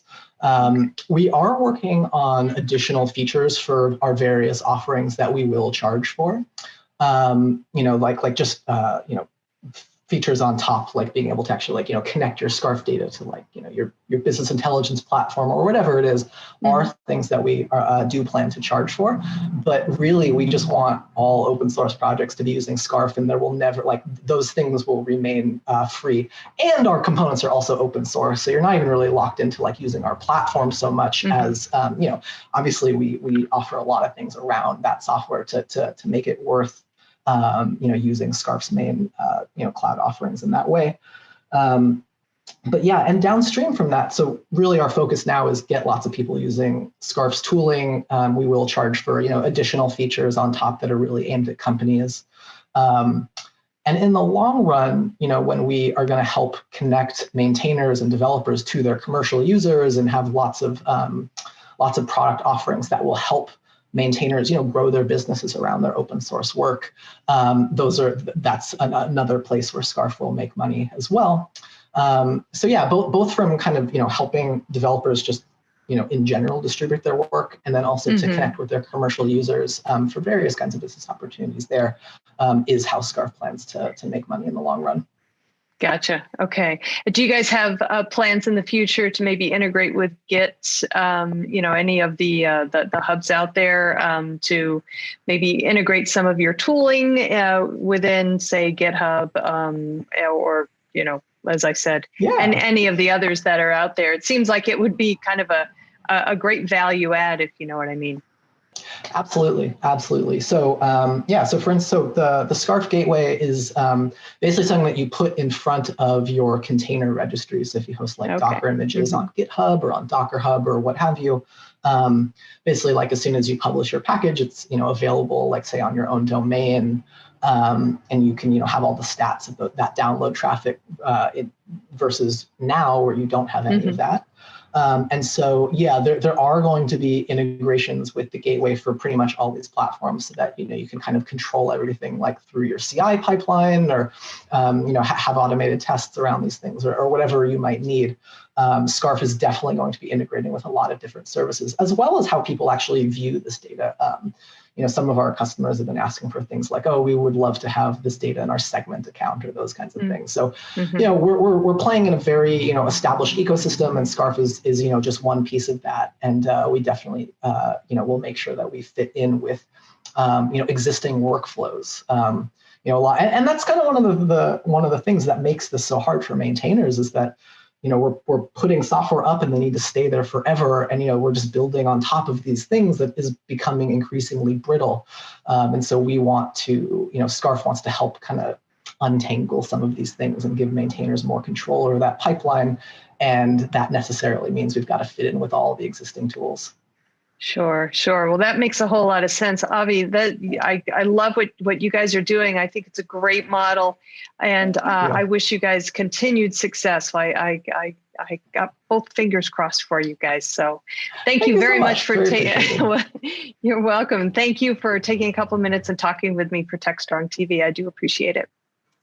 Thank you so much for having me. It was great. All right, everybody, please stick around. We've got lots more TechStrong TV coming up, so please stay tuned.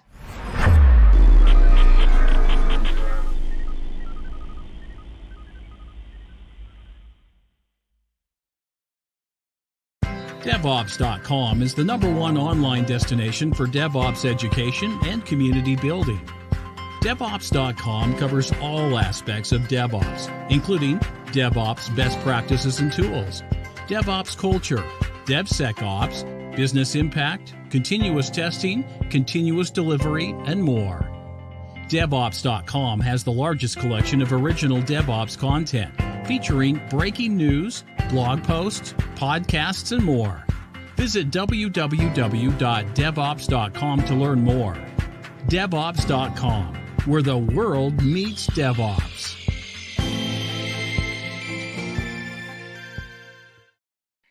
Hey everybody, happy Monday. This is Charlene O'Hanlon, and I'm here now with the Monday edition of the Webinars Preview. As always, we have a number of webinars coming up on DevOps.com, Container Journal, and Security Boulevard. Wanted to let you know about 3 that are happening very quickly, very soon, in the hopes that you can mark your calendar and attend. The first one is called Best Practices for Modern DevOps Architectures and Operations. It is happening tonight, Monday, March 15th at 2 p.m. Singapore time zone or 11 a.m. Australian Eastern time zone. For those of us in the United States, that is 10 p.m. Eastern. It is sponsored by Circle CI and AWS. High-performing teams need the best tools to automate software development, scale quickly, and get to market faster with confidence in their code. So this webinar will show attendees how to utilize Circle CI and AWS to automate mission-critical tools and architectures to achieve DevOps maturity. They'll also demonstrate how to use Circle CI and AWS to implement continuous integration and deployment of modern DevOps practices. Good stuff. All right, the next one I want to let you know about is called Supercharge Enterprise Application Delivery with Containers and Low-Code Platforms. This one is happening Tuesday, March 16th at 1 p.m. Eastern on DevOps.com, and it is sponsored by Red Hat Marketplace. This session is an introduction to the Red Hat OpenShift container platform and the Red Hat certified container image for the JoGet no-code, low-code platform. Attendees will learn how they can accelerate their infrastructure automation with Red Hat OpenShift and accelerate business application build-out with JoGet. Low-code is especially hot right now, so this webinar is definitely one worth checking out. Finally, the webinar I want to let you know about today, the final one that I want to let you know about today, is called The Evolution of On-Premises Cloud and Security. This one is also happening Tuesday, March 16th. This one is at 3 p.m. Eastern on DevOps.com, and it is sponsored by Accurix. This webinar will cover the recent trends in hybrid, private, and on-premises cloud, as well as why these alternatives are drawing so much attention.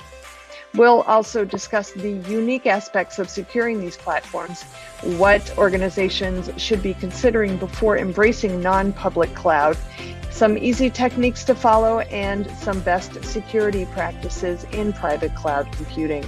That one is a must for any organization looking to adopt or expand its cloud migration efforts.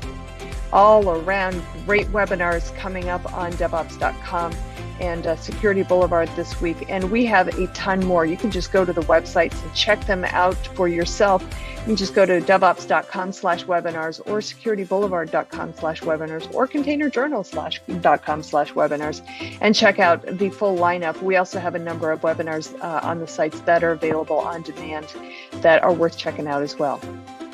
That is it for today's webinar preview. Check back with me tomorrow when I'll have a fresh batch for you. Until then, have a great day, everybody, and please stay safe.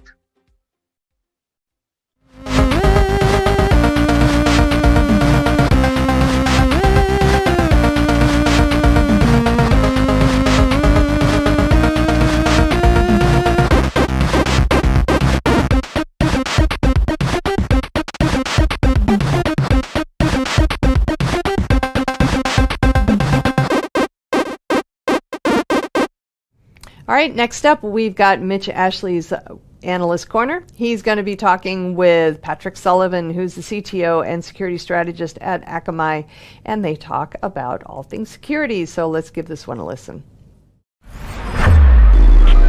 This is Digital Anarchist. Well, I have the pleasure of being joined by a guest from Akamai, Patrick Sullivan, who is CTO of Security Strategy. Patrick, good to be talking to you today. Good to talk to you.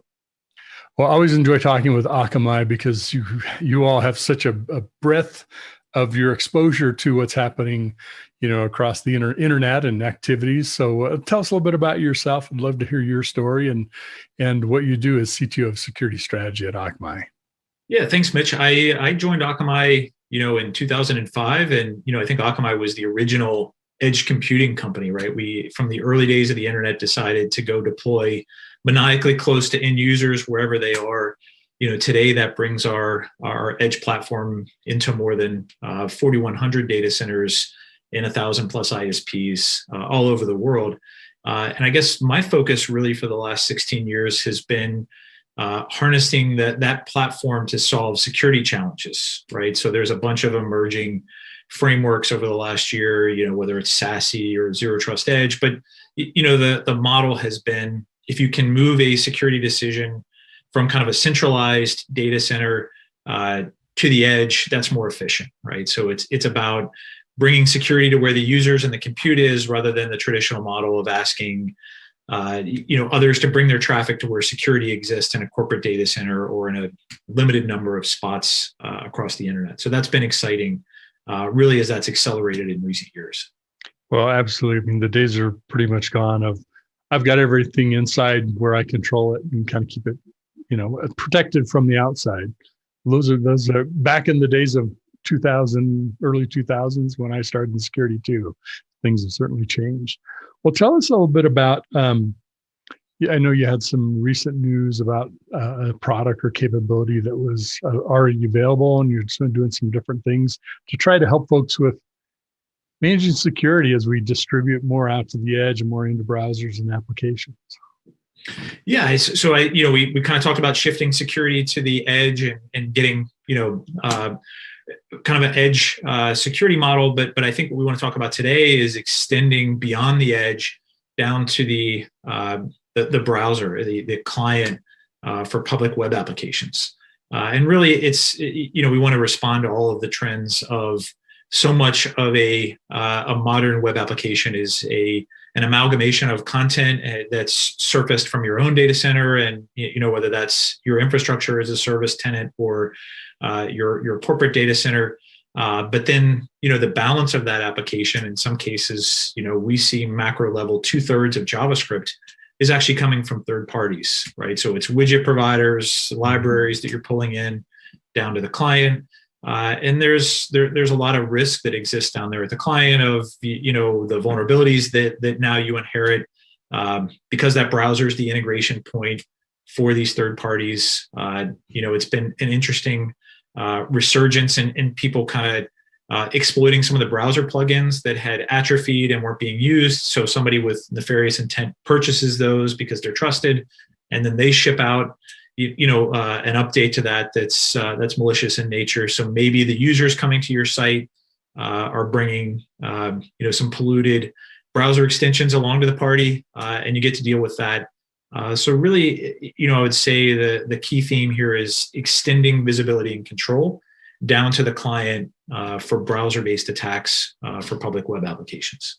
When you think about how the attacks have increased, the threats increased, but our usage of browser applications just in the last year, with COVID and more things going digital transformation accelerating, most organizations have reported that that's what they've been going through, as well as, of course, reacting to economic conditions. So if anything, we have many, many more transactions, operations, activities being performed in our browsers than even just a year ago.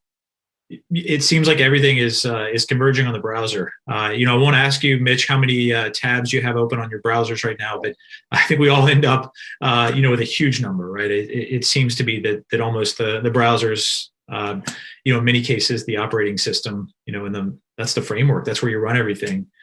Certainly, kids in school running Chromebooks, it's everything over the browser, right? So we're not quite there yet in the corporate environment, but certainly the critical mass is shifted to the browser. So of course it makes sense that that's where attackers are focused, right? If that's where everybody's spending their time, that's where you focus your attacks to follow the user community. Now, if we can only figure out which tab is playing the advertisement music, that's sort of the flashing 12 on the VCR, old reference, problem of today. So the nice innovation there is they did kind of call it out with that little speaker icon, which is that's one of the best innovations from the browser manufacturers. It is. But if you have a lot open, it's hard to spot even then. Anyway, we're not here talking about that, but that is just sort of the consequence of using a lot of browsers. Well, how are you helping application developers deal with this challenge, right? There's, as you mentioned, so much more JavaScript, plugins, all kinds of things running on the browser, part of their application and also not. How do you help people deal with this? Yeah, I think the first problem is really a visibility problem, right? The calls that come back, from the browser to, compute that you control, you can inspect that in a number of ways. You can obviously inspect your own code. You can inspect the calls, via a proxy or via an agent on the server. But that visibility gap is the first thing we're attacking for those calls out to third parties. So the way we do that is we instrument the browser, and really what we want to monitor is the behavior. So we basically want to be the first JavaScript running on the page, and then we monitor all subsequent interactions. So if we know we're working with very active development teams where you're going to be adding new widgets, new partners, that's fine. We don't raise the alarm there. But if we see a behavior that is anomalous, that's where we would intervene. So for example, if a JavaScript is all of a sudden reading sensitive data, if you have a tracking cookie that's reading credentials or credit card data, if we see exfiltration that's anomalous, those are things that we surface. And we do that in a couple of ways. There's a free tier that you can take advantage of from Akamai if you want to include that JavaScript, embed that yourself on your web page. We offer the ability to go download that, sign up for an account where you can get visibility, best practice videos, those type of things. And then, from that point forward, monitor those pages where you deploy that capability so you can see, if something risky happens. And that's something developer would do, not necessarily the end user, right? They're putting that JavaScript in their code to sort of monitor beginning and end to capture all of that. Yeah, so I think at the free tier, that would be something that the developer would insert, right in the head section of the HTML. For customers that are on our platform, we do that programmatically at our proxy, which tends to lead to better coverage and less work. But you could certainly avail yourself of the free tier if you are willing to insert that JavaScript yourself. Easy to do, to begin gaining that visibility over what's happening on your site. And then, we see typically there are a number of interesting things. The first thing most organizations see is, reporting on CVEs, often as a result of, libraries that you or your third-party partners have invited to the page. We integrate with SNCC there, so you can fully research those CVEs. So that gives you, the opportunity to go vet your supply chain and maybe ask them to clean some things up that they're introducing risk into that session. So that's typically the first thing you see. The next thing that we often see is, I would just call it misconfiguration, excessive data. So not necessarily an attack, but maybe you are sending an excessive level of PII to some of your business partners. They're capturing data that they have no valid business reason to collect. And as we're all more and more concerned about privacy, you really want to restrict and understand, if maybe a session playback partner, do they really need to be capturing, credentials or other sensitive bits of information to perform the tasks that they need to do? So you shine the light there on what's happening on the client side. And then the third thing that you see less frequently, but you do see them high risk when they do occur, is malicious activity from an adversary that maybe has compromised first-party JavaScript or third-party. I think the most recent sort of high-risk scenario we saw was actually first-party JavaScript that had been compromised. And we were able to point that out. There's a JavaScript here that's now running. It's pulling some sensitive data. It's exfiltrating that to an attacker-controlled infrastructure. And then there are tools to begin to sort of suspend that, arrest that behavior, to neuter that JavaScript and its ability to basically interact with the page. And then over time, you extract that. It may take you a little while to fully remove that JavaScript from the page, but it's rendered sort of harmless when you have those controls over it, basically immediately as a response. That can be kind of difficult when you when you get the whole page rendered, the amalgam of all the HTML, what's coming from where, and how do you kind of trace that down and find it? I mentioned the end user.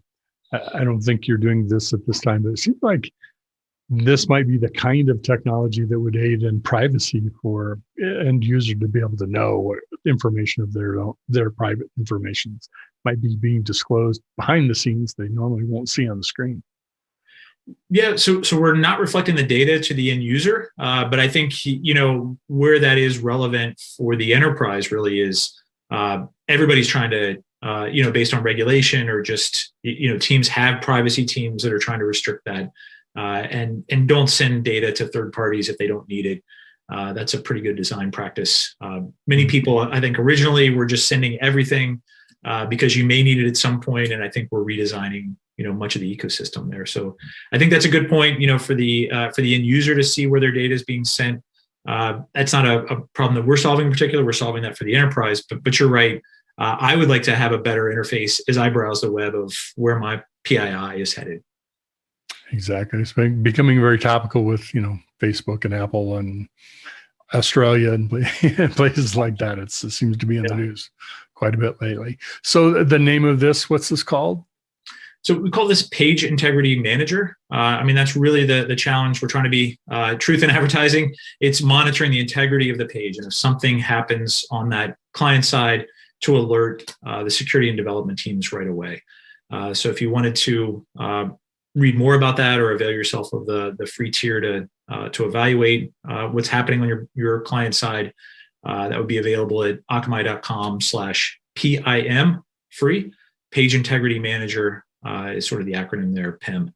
And then that would begin your process of getting an account so you can see the visibility, getting access to the script that you would deploy, and then best practices, ability to to access videos, how-tos, all those type of things. Mm-hmm.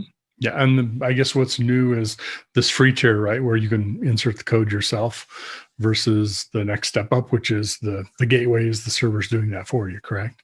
Correct. Yeah, and in that next tier up, there's more optimization, more management that you would have there, and then also the free tier, there is a limit on 1 million beacons per month, which should be ample for a lot of organizations to evaluate and understand this. But obviously, you couldn't run a tier 1 commerce website from that. I mean, that's kind of the difference that we had there in terms of kind of the free tier targeting. Makes sense. A lot of other things you're going to want to, I'm sure, that you offer that fit into that larger e-commerce application. I'm curious what your thoughts are on, we're always talking about new normal, and I say, well, it's not new normal, it's the next normal or series of normals, right? Because we've all been changed from our experience over the last 12 plus months, and our businesses have changed, right? They've transformed and accelerated our digital transformation, moved to the cloud, automation of tasks, processes, et cetera. What are some of the observations or things that you've seen happen over the last, let's say, 12 months or so that you think are things that are going to carry forward with this kind of the new way of operating or doing business? Yeah, I think just the convenience, it's hard for people to move back to a less convenient solution, right? I mean, I just think earlier today we needed to consult with a doctor, and getting into a doctor's office around other sick people was always difficult. And, in 10 minutes, I was on my phone and speaking to a doctor with a real simple problem, getting a solution.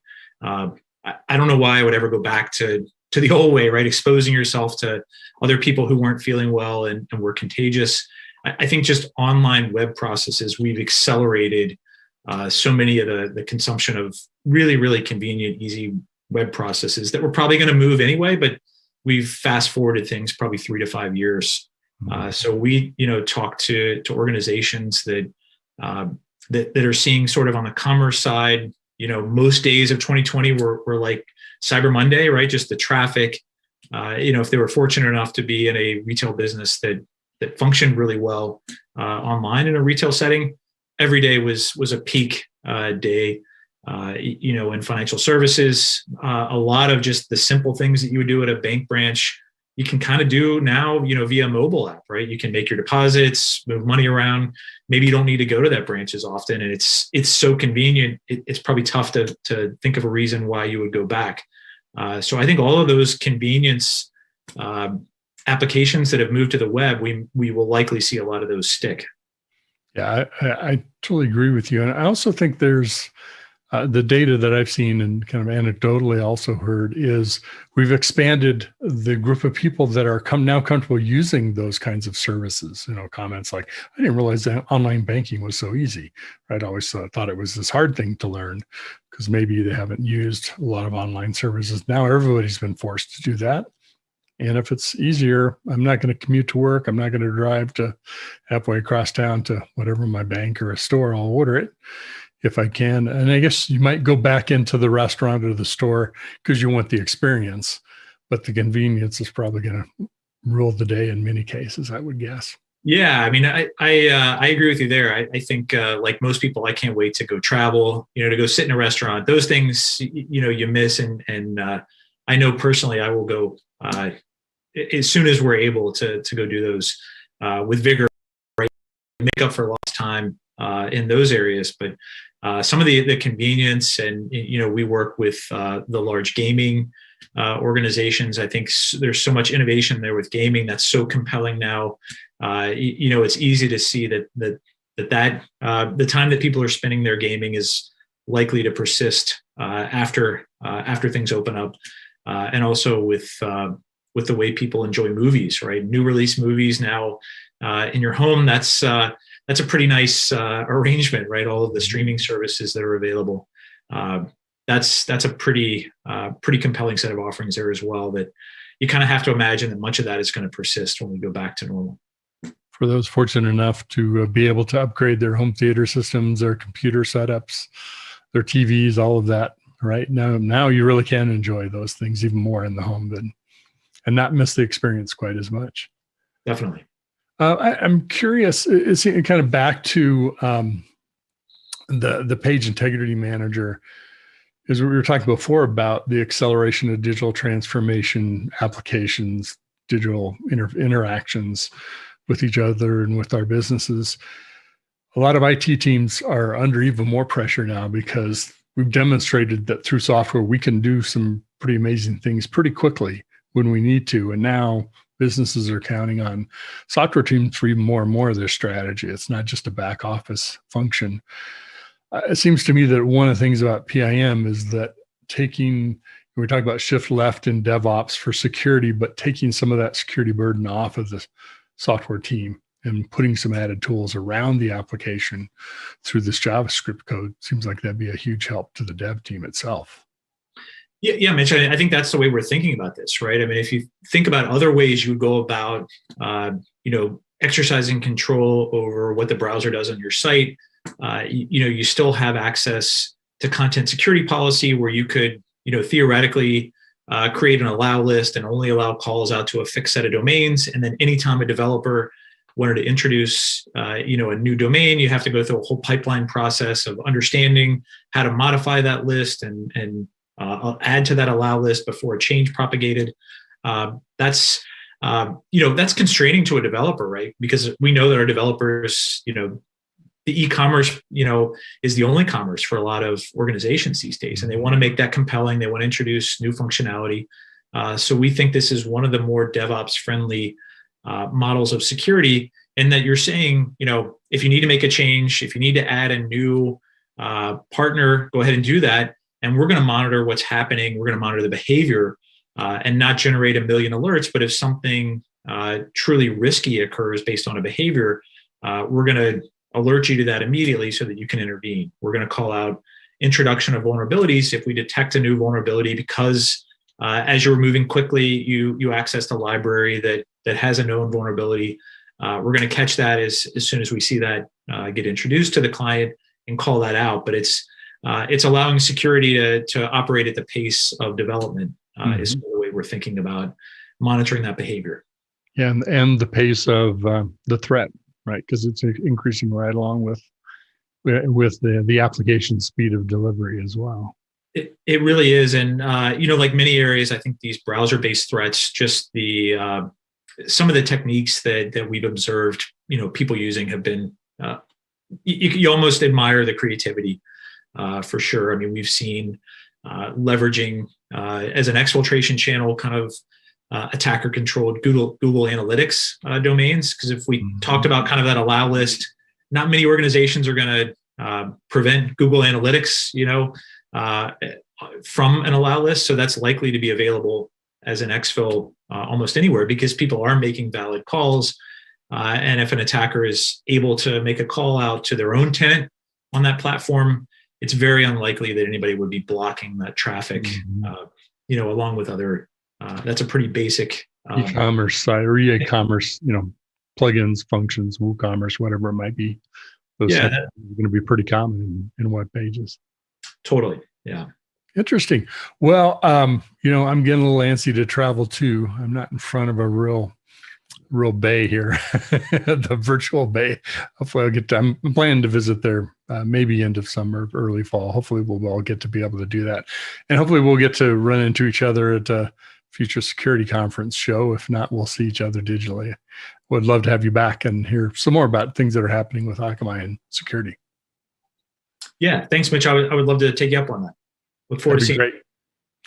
Well, enjoyed having Patrick on with us today. Patrick Sullivan, who's the CTO of Security Strategy with Akamai. Definitely check out the Page Integrity Manager. Sounds like a great way to help application teams.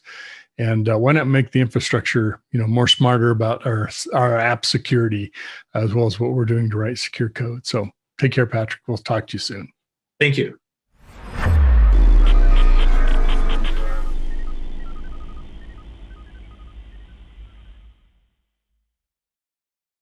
CISO Talk, to hear how real-world CISOs are dealing with today's real-world issues. From enabling secure remote workers to accelerating secure cloud adoption, defending against a pandemic of security attacks and beyond. CISO Talk covers the cyber topics you want to learn about. with your hosts, Unisys CISO Matt Newfield and Media Ops CEO Alan Schimmel, featuring a revolving panel of CISO cyber experts. This is where CISOs talk. Join us on digitalanarchist.com and techstrong.tv. All right, that wraps up another episode of TechStrong TV. I certainly hope everybody had as much fun watching today's broadcast as I did. We will have another star-studded lineup for you tomorrow, another great broadcast to give you. But until then, I hope everybody has a great day, and please, whatever you do, stay safe.